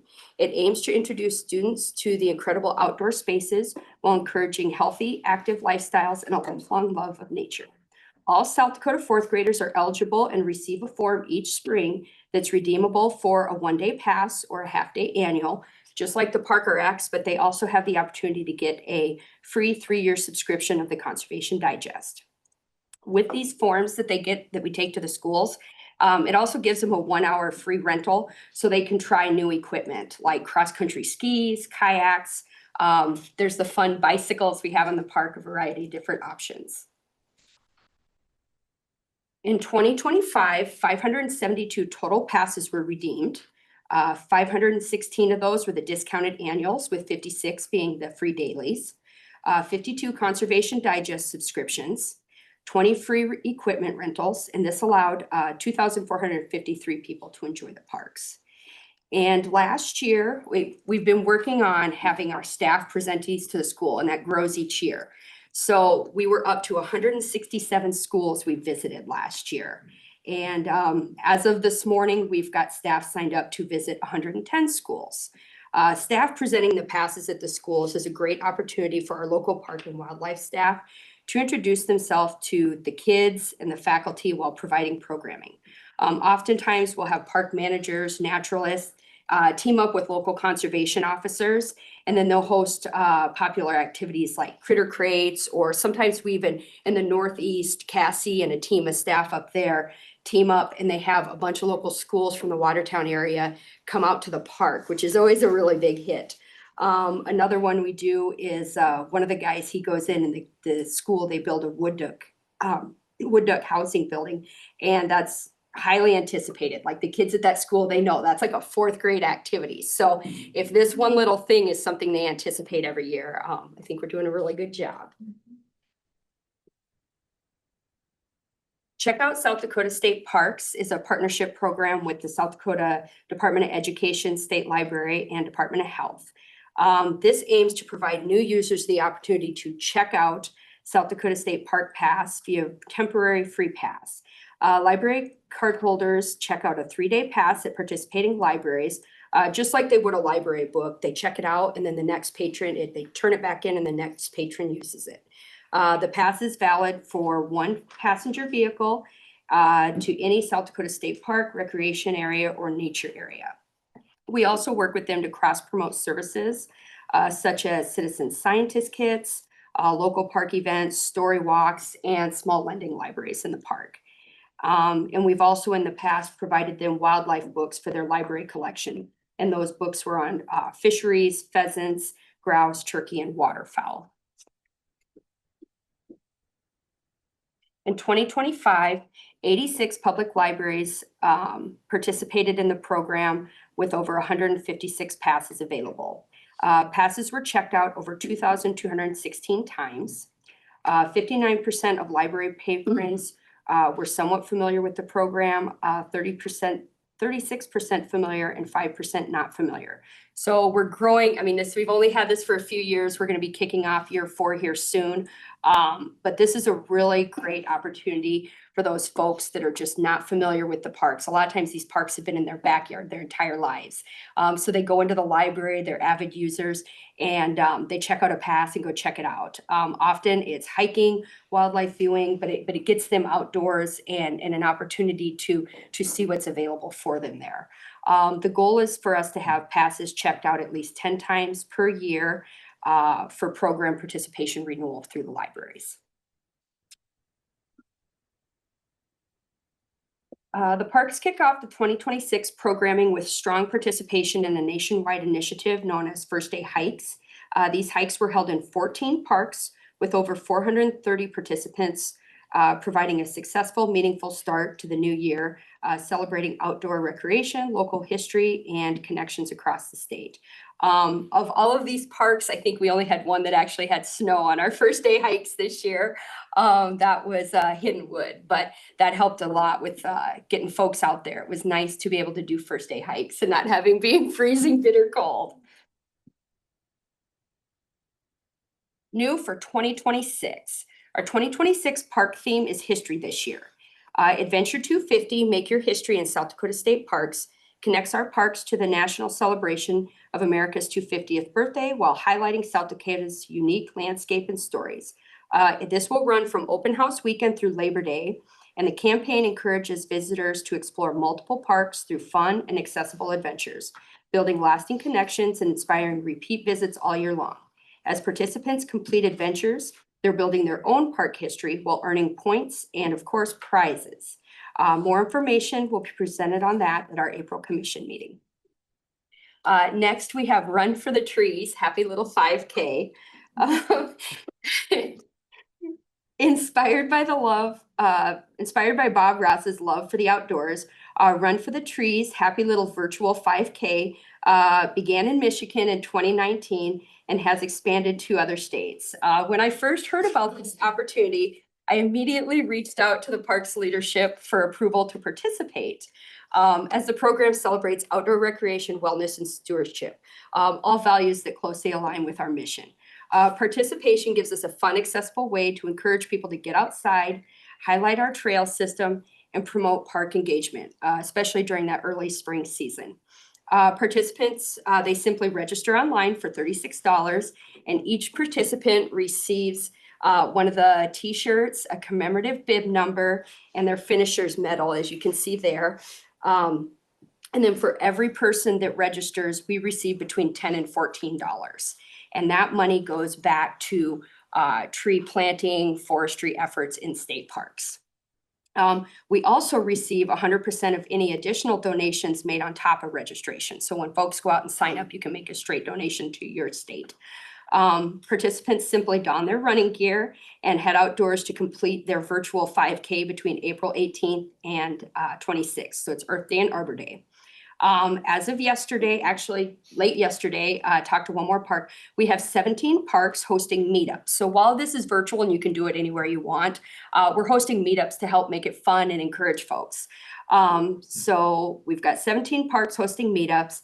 And as of February 20th, which was less than 1 week of us advertising this, as a new state, we had over 120 race participants signed up for South Dakota. And I know we have a lot more. I'm waiting for our next batch of numbers from Michigan.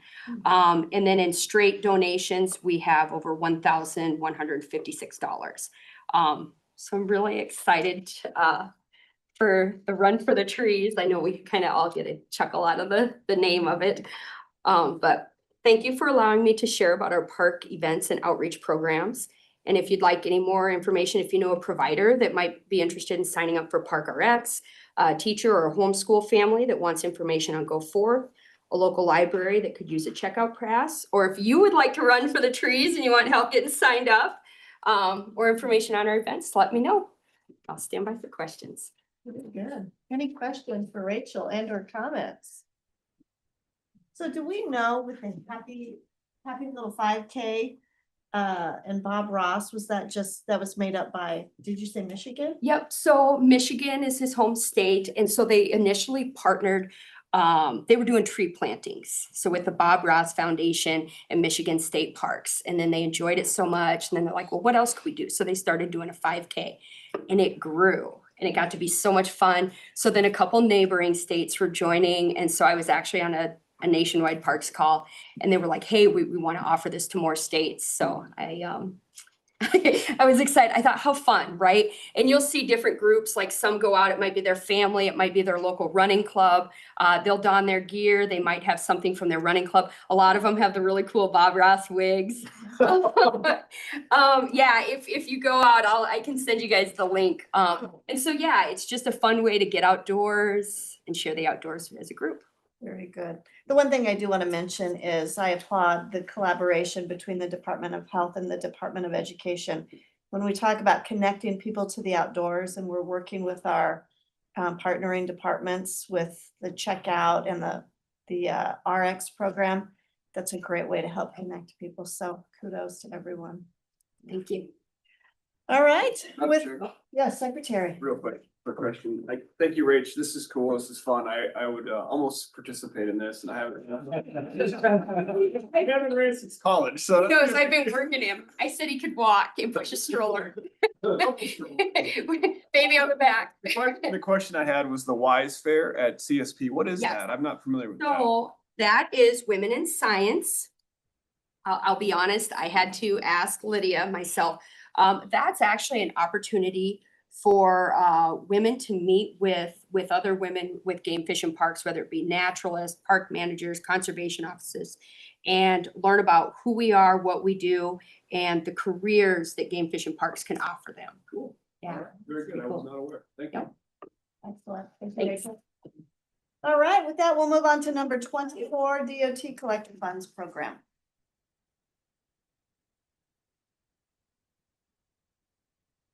Morning, Madam Chair, Commissioner, Secretary Roebling. My name is Adam Klotz. I'm the Planning and Development Administrator for the Parks Division. I'm here to provide an update on the DOT Collector Road Program. Just a little bit of history for our newest commissioners. Back in 2021, thanks to Secretary Roebling and his ongoing commitment with relationship with the Department of Transportation, we were able to secure a 5-year agreement with the South Dakota Department of Transportation for upwards of $2.8 million per year annually to go towards projects that would benefit road services that connect people from our state highway systems into the park systems.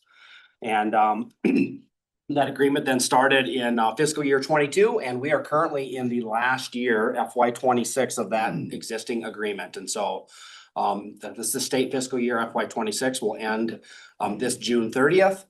And according to the agreement, we've got certain parameters that we have to meet with the funds. And one of the things that we have to do is come to this body just to basically get a blessing. There's no formal action needed to take, but to get a blessing for what will be a subsequent meeting between us and the South Dakota Department of Transportation Commission that then eventually approves funding for the next fiscal year. So a couple of things I want to highlight that are in your commission booklet. One, for the history, there's a map in your commission booklet that shares with all of the areas across the state that we've actually used collector road funds over the past several years from FY 22 to FY 26.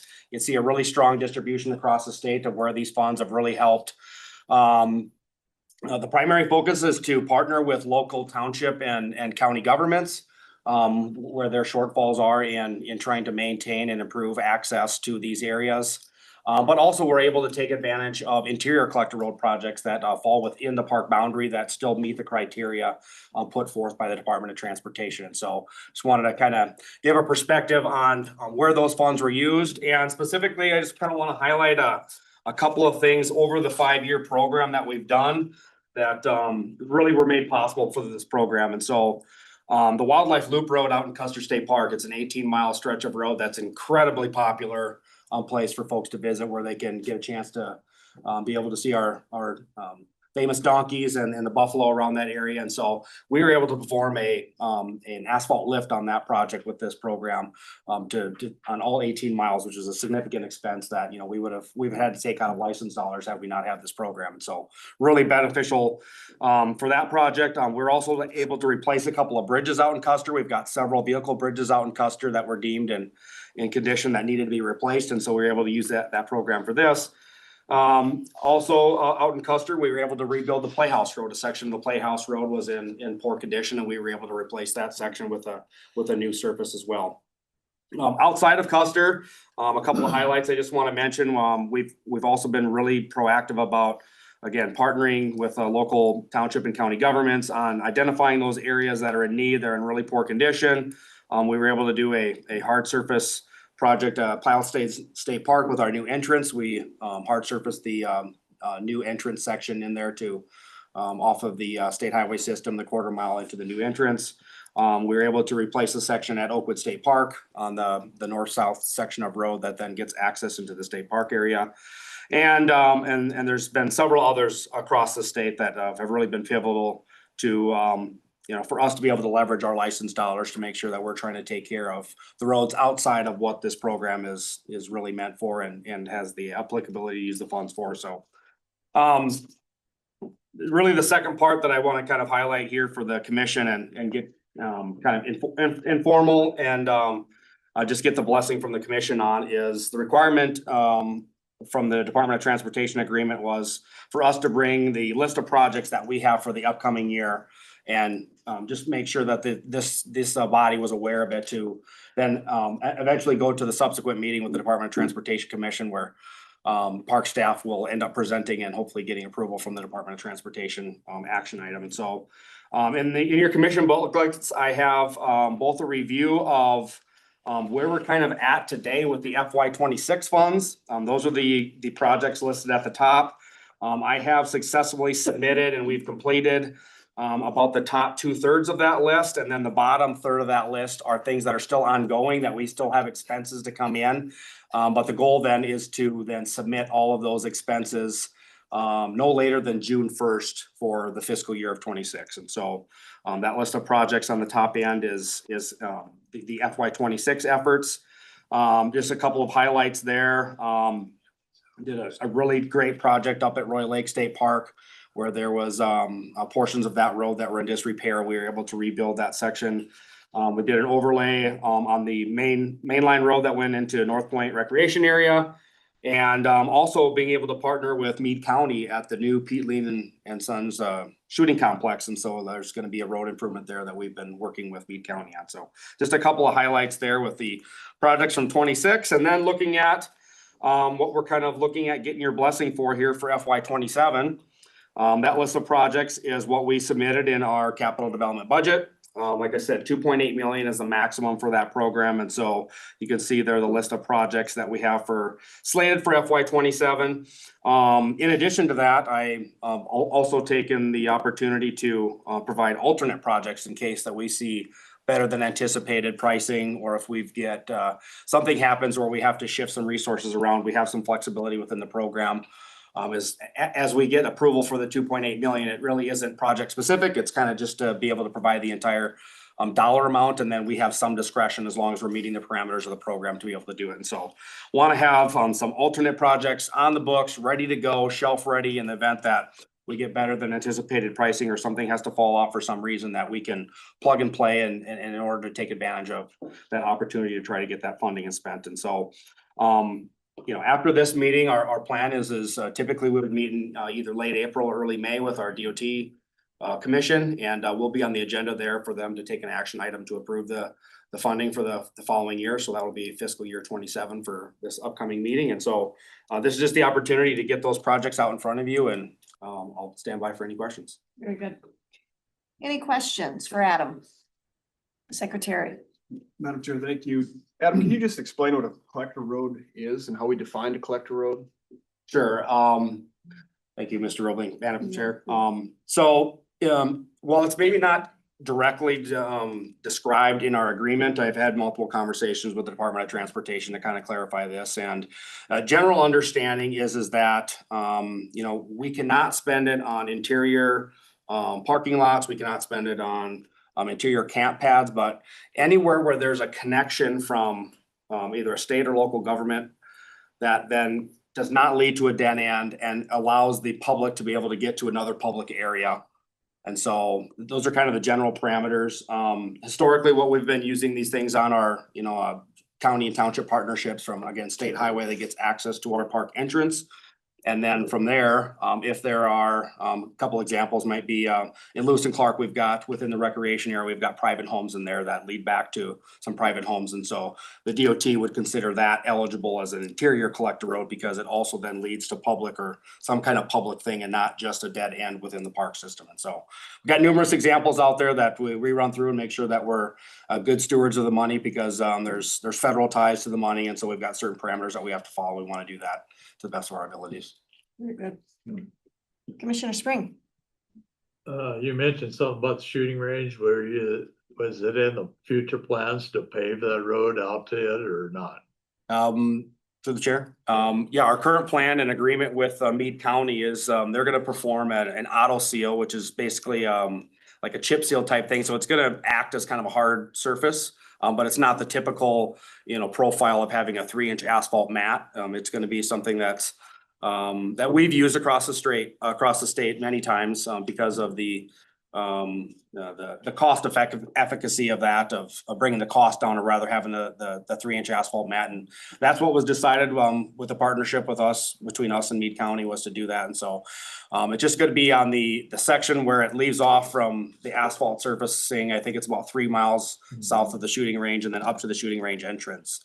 That's going to be the portion that's going to be receiving the auto seal. So they did some preliminary work this past fall. They've got that road prepped, and it actually was under contract to get done the last fall, but ran into seasonal limitations on being able to finish it. So they're going to finish it this next spring.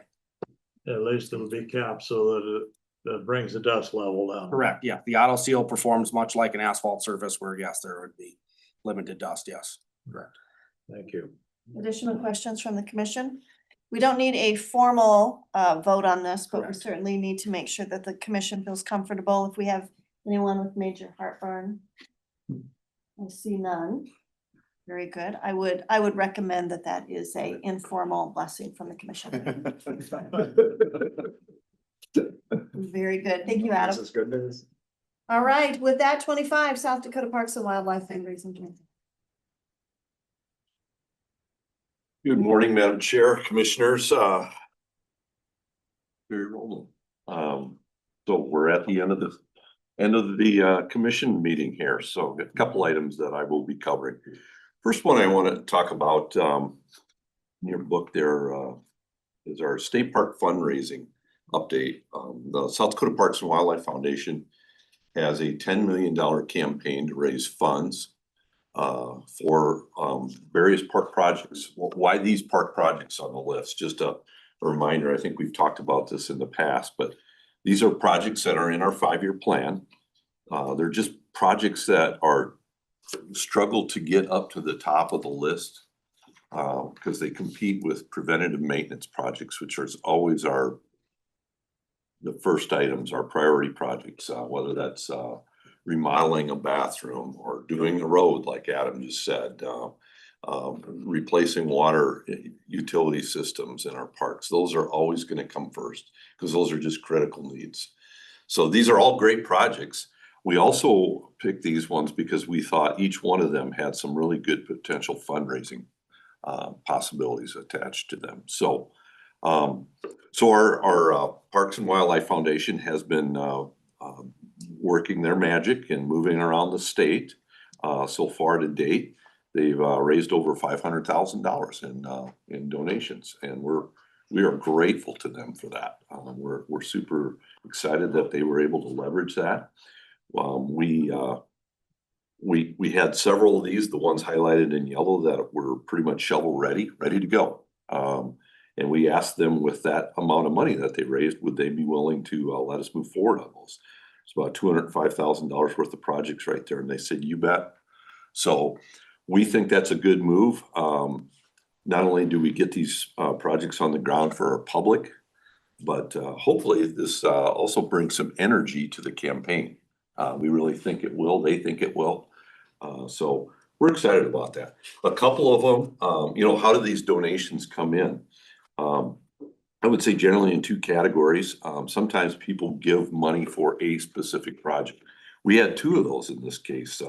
The Gooder State Park Observation Deck, somebody wrote a check for $20,000, wanted it to go for that specific project.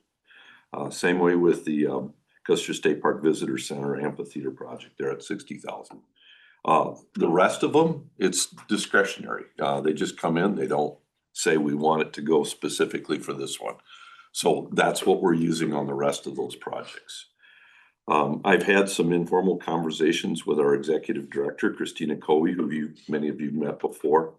In fact, we have one of our former board members right in front of us here, Commissioner Nyberg. So I've asked her if things are going well, if their fundraising continues, if maybe some of our projects come in a little cheaper, could we start moving forward on the ones in green there? And absolutely. So we're going to start the permitting and clearance process on those projects.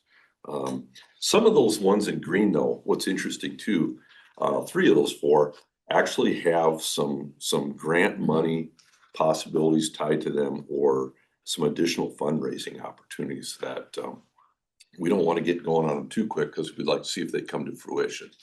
So yeah, so I just wanted to give you an update on that. We are very excited. We are very grateful and thankful to the South Dakota Parks and Wildlife Foundation. And this is neat. We hope this benefits both of us. Put these projects on the ground for the public to utilize, but secondly, help them in their fundraising efforts. So with that, I would open it up to questions. Very good. Any questions from the commission or comments? Being none, looks good. Yeah, one other thing I should have mentioned is this is a unique approach to fundraising for parks. Normally, we've had one project, whether it be Gooder, Palisades, Adams area, the Bison Center, or the outdoor campus. In the case of the Wildlife Division, we've gone after that. This was kind of set up to touch all parts of the state, maybe to attract donors in that we've never received donations from. Maybe they're an avid ice fisherman and they would love to have a indoor ice fish or a fish cleaning station, you know? So we think there's some possibilities there too, and maybe it expands our donor list. So we're looking forward to seeing if that happens. Madam Chair. Yes, please. Commissioner Nyberg, I'd just like to add to what Jeff said. What I liked about this approach to these projects is that these projects were identified by regional supervisors as priorities that they hear the public is asking for.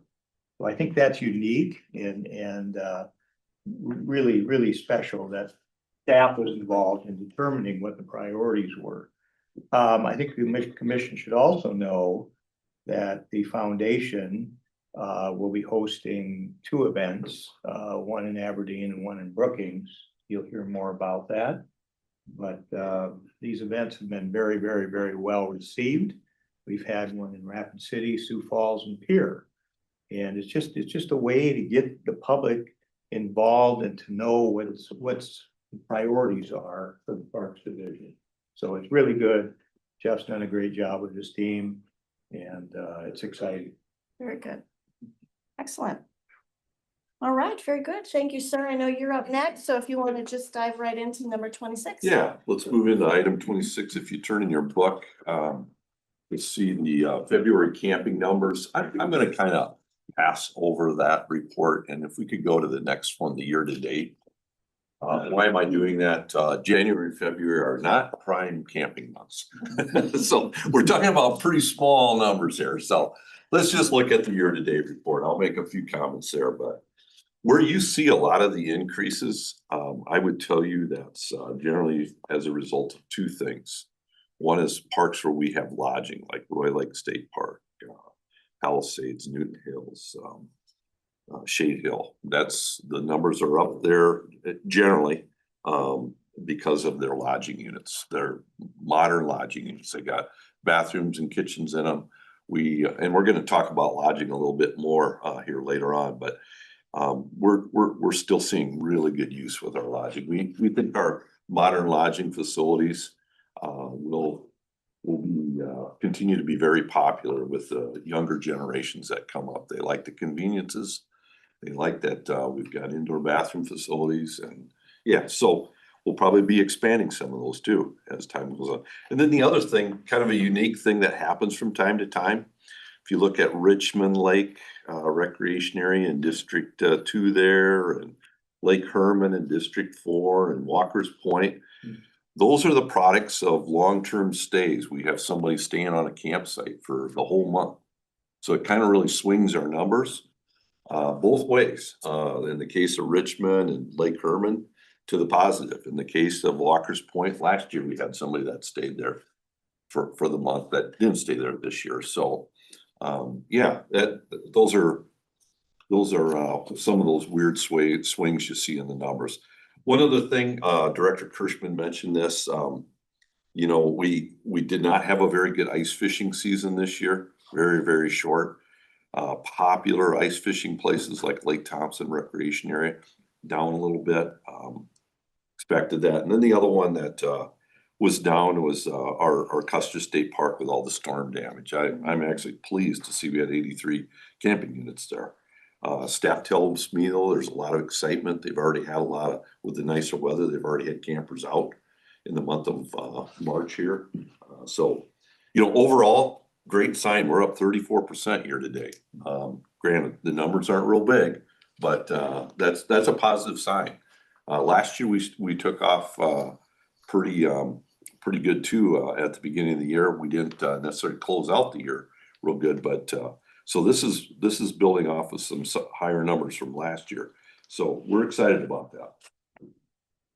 So let's turn to revenue. And we want to talk about our year-to-date revenue report. Karina's brought it up there. So this is the first year now we're kind of comparing 25 to 26 apples to apples in terms of our fees. that all went into effect in January of 25. So it's kind of nice to be able to look at something that's a little more comparable. So you can see our entrance license sales were up 10% for the year to date. Very, very happy with that, given the weather we've had. One of the reasons for that is this, believe it or not, is this little sticker. That's been one of our promotional items. People like these stickers. People like these kinds of things. It's not necessarily me, but this has been something that's the folks out there have really enjoyed getting, and we try to have a sticker every year. And I think we will be providing you with one. Al's going to give you all one too. So if you're a sticker person, you'll have a sticker. So anyway, yeah, we're happy about that. You know, you can see with both the resident and the non-resident, the double license sales, that's where somebody buys 2 park stickers. Both them are up. That's a nice trend. We want that to continue. You know, that's where, for some of you that are new, if you buy 1 park sticker, you can get the second one at half price. It's a good marketing promotion thing for us, and that has worked out well for us. So moving down in the daily license sales, you know, if you just look at the top half of that ledger, really excited that even with the weather that you know, we've had an increase in our daily license sales. Then you look down at the Custer State Park daily 7-day pass, and you do see the decrease. And I would say that that's due to the storm damage and just the lack of ability to move around in the park. And but the open winter has created some great park use. So again, we're about on pace with last year. Overall, our license sales are up 9%. So very, very happy with that takeoff for the year. Camping services, again, we're comparing apples to apples. We're up 1% over last year, so we're excited about that. Most of that money is advanced reservations coming in. And then some of our miscellaneous fees, no real comments there. We're up a little bit. The one fee, call center fee, where we're down 13%, we're excited about that. Why are you excited about being down? We want to drive people to online reservations. We do that strategically. Our fees are higher if you want to use a call center. So we continue to see movement in that direction, and that's a good thing. It's cheaper for them, it's cheaper for us. So overall, for the month, or for year to date, excuse me, we're up 4%. We're very pleased with that. So I'm going to have Al hand out something new. You know, the last couple of years, or last year, we looked at kind of our non-resident and resident license sales, and just wanted to kind of get a baseline understanding of how our licenses come in. And this is kind of the first year we've been able to look at a 3-year summary, much like the wildlife division does, just with our reservation system and the information we could get. This is kind of the first year we've been able to do that. So that's what's in front of you. And then on the bottom of this sheet, we also break down our lodging a little bit. And I want to talk a little bit about that. But if you look at the far right-hand side, the percentage increase, that is based on the revenue, not the permit sales. So let's just quickly go through this. If you look at 2026, we've sold $387,700 worth of license sales. That represents over 7,184 permits. So annual licenses year to date. Daily licenses right underneath there, 46,000, almost $47,000 in revenue, 2,800 permits. So you can look at how we're doing compared to the 3-year average there. We're up in both of those categories. I would say we're very close to the 2024 season. That was a record season for us. So very pleased to see that.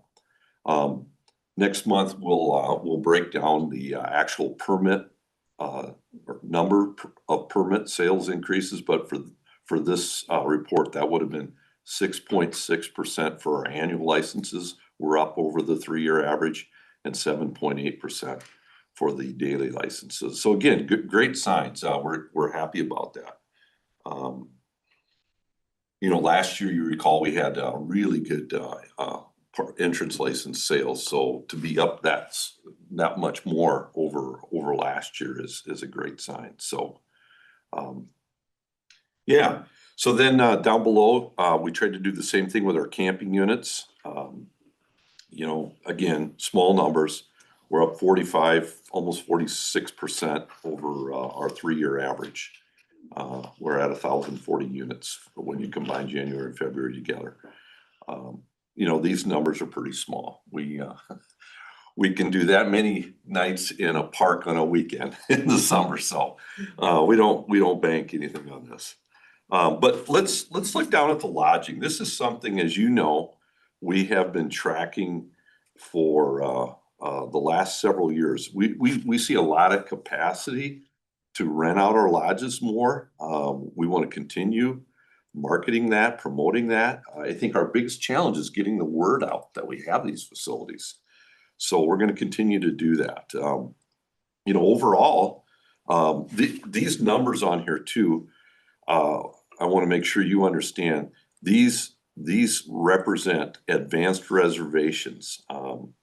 And we only really started tracking that in 24 and 25. This is a live system. So these aren't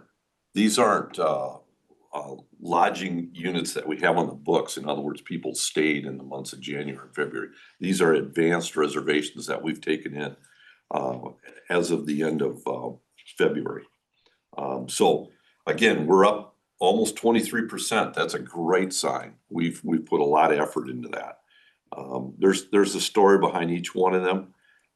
You know, maybe the one I would point out where we see a really large increase is our Spring Creek. We have our concessionaire up there that's running the restaurant that's using a couple of those facilities. So that's part of that increase. Al and I yesterday morning, before we met with some of the new commissioners, we're meeting with Hillary Morey, our outdoor recreation engagement specialist, super talented gal. Just fun to talk to her. She's compiling data on our lodging units and our midweek campers for us. We want to really tear into understanding our lodge user patterns. You know, how many times do they use these lodges? Is it a one and done thing? Do they repeat? Do they go from one lodge to the other lodge? We can find that information out. You know, how many lapsed lodge users do we have out there? You know, we want to get some survey data. Are we offering them in our lodges what they want? You know, so we're going to be exploring that. Again, we feel we have a lot of capacity here. We want to get the best return on our investment on these facilities. These aren't cheap to put up, but I think they offer a great facility for families, especially groups, to come together and really use our parks as a base. So I guess with that, I would open it up to questions. Questions for Jeff? Chair, Yes, Commissioner Nyberg. Director, I was planning on buying one of these. You didn't need to do this, but I appreciate it. But I do want to say, and I will buy one, but Thank I you. think we have until March 15th to buy one. So go online and buy one. They're cool. And I like stickers. Awesome. Second question. With the 250th anniversary of our nation, are you anticipating big numbers out in the Black Hills this summer? To the chair, Commissioner Nyberg. I think so. You know, why not? I think the Mount Rushmore attraction out there, I gotta believe there will be a lot of people traveling this year. I can't say I've seen any advanced numbers from the tourism department on travel expectations. But I gotta believe that there'll be a nationwide and a state emphasis to really get out and enjoy your outdoors, enjoy those natural resources. So yes, we're hoping to capitalize on that. And like Rachel mentioned earlier, next month we plan to bring and showcase kind of some of the marketing that we're going to be doing in that campaign. We reviewed that just this week at our operations meeting and getting really close to having that put together. Thank you. Jeff, in terms of your marketing, I have seen a lot of the modern cabins on social. I've seen some commercials. I tried to look a little bit of the analytics in terms of, are they liking it? Are they sharing it? By the way, commissioners like, comment, and share whenever we see them. But my question is, where are we targeting those social media ads? Are they statewide? Are they regional? I enjoy to phone friends here. Gotcha. Fresh out of the dentist chair and back here, Nick Harrington, Game Fish and Communications Manager with Game Fish and Parks. Very good question. So where we are doing these advertisements is we're focusing on within driving distance of South Dakota. So we're taking essentially the entire state, so in-state, but then also out of the state, we take that border and then we add about 150 miles. That's what we're looking at doing. It does a good job getting those folks that can kind of come here on a whim and come for a weekend, come for a handful of days. Hits just right along some of those major markets like Minneapolis, Omaha, those folks that we do know come here. And also, we have gotten pretty specific with how we do these advertisements as well. So we are looking at folks that have been on our website, have been interacting with us. Some of these would be retargeting. So if you go on our Game Fish and Parks webpage, say you look at what Jeff might have for availability, say we look at a couple of these facilities and then don't make a reservation, that's when you start being triggered to display these advertisements. Another component that we do is lookalike audiences. So what we do is we take that data and I say we're looking for the Mick Harringtons, right? So we know Nick Harrington is a user. He's staying at Oahe Downstream Recreation Area. He's fishing.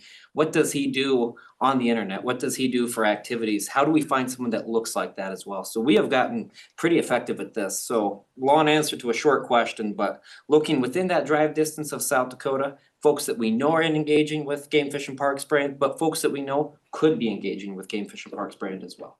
Excellent, very good. Good. All right, any other questions and or comments? Seeing none, we appreciate the update. Thank you. Yes, thank you. And with that, it does take us to the end of our agenda for the March 2026 DFP Commission meeting. We do at the end of every meeting, so we have a solicitation. If any members of the commission would like to submit an agenda item for a future meeting, now's the opportunity if you would like to verbally share that. Commissioner Bartley. Thank you, Madam Chair, Commissioner Bartley. I just wonder if it'd be possible to get an update on the efforts out at Custer State Park for cleanup and how things are going there, especially since the season's coming, you know, where tourists will be coming, camping, things like that. When you get an update on it. Very good, thank you. Yeah.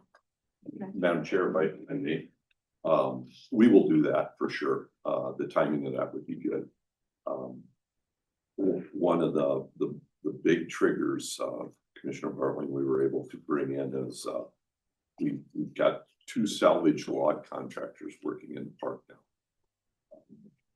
We put out a request for proposal. Not that the park generates a lot of revenue from that, but it certainly helps with getting that timber out of there. They remove hundreds of tons of debris from the park, and then they use that for chipboard, pellets, that kind of stuff. But we will definitely do that. Very good.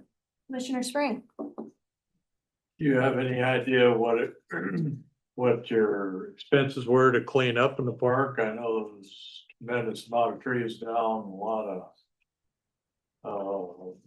house damage, all that up there. I was just wondering how it come out. Through the chair, Commissioner Springs.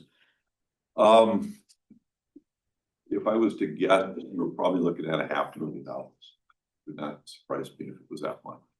We were very fortunate that the Department of Transportation offered their services for a week plus with all their trucks and the equipment. We've had staff from both the Parks Division, the Wildlife Division, Wildland Fires. I'm forgetting who else. Just a number of state resources that have come out there and worked as well.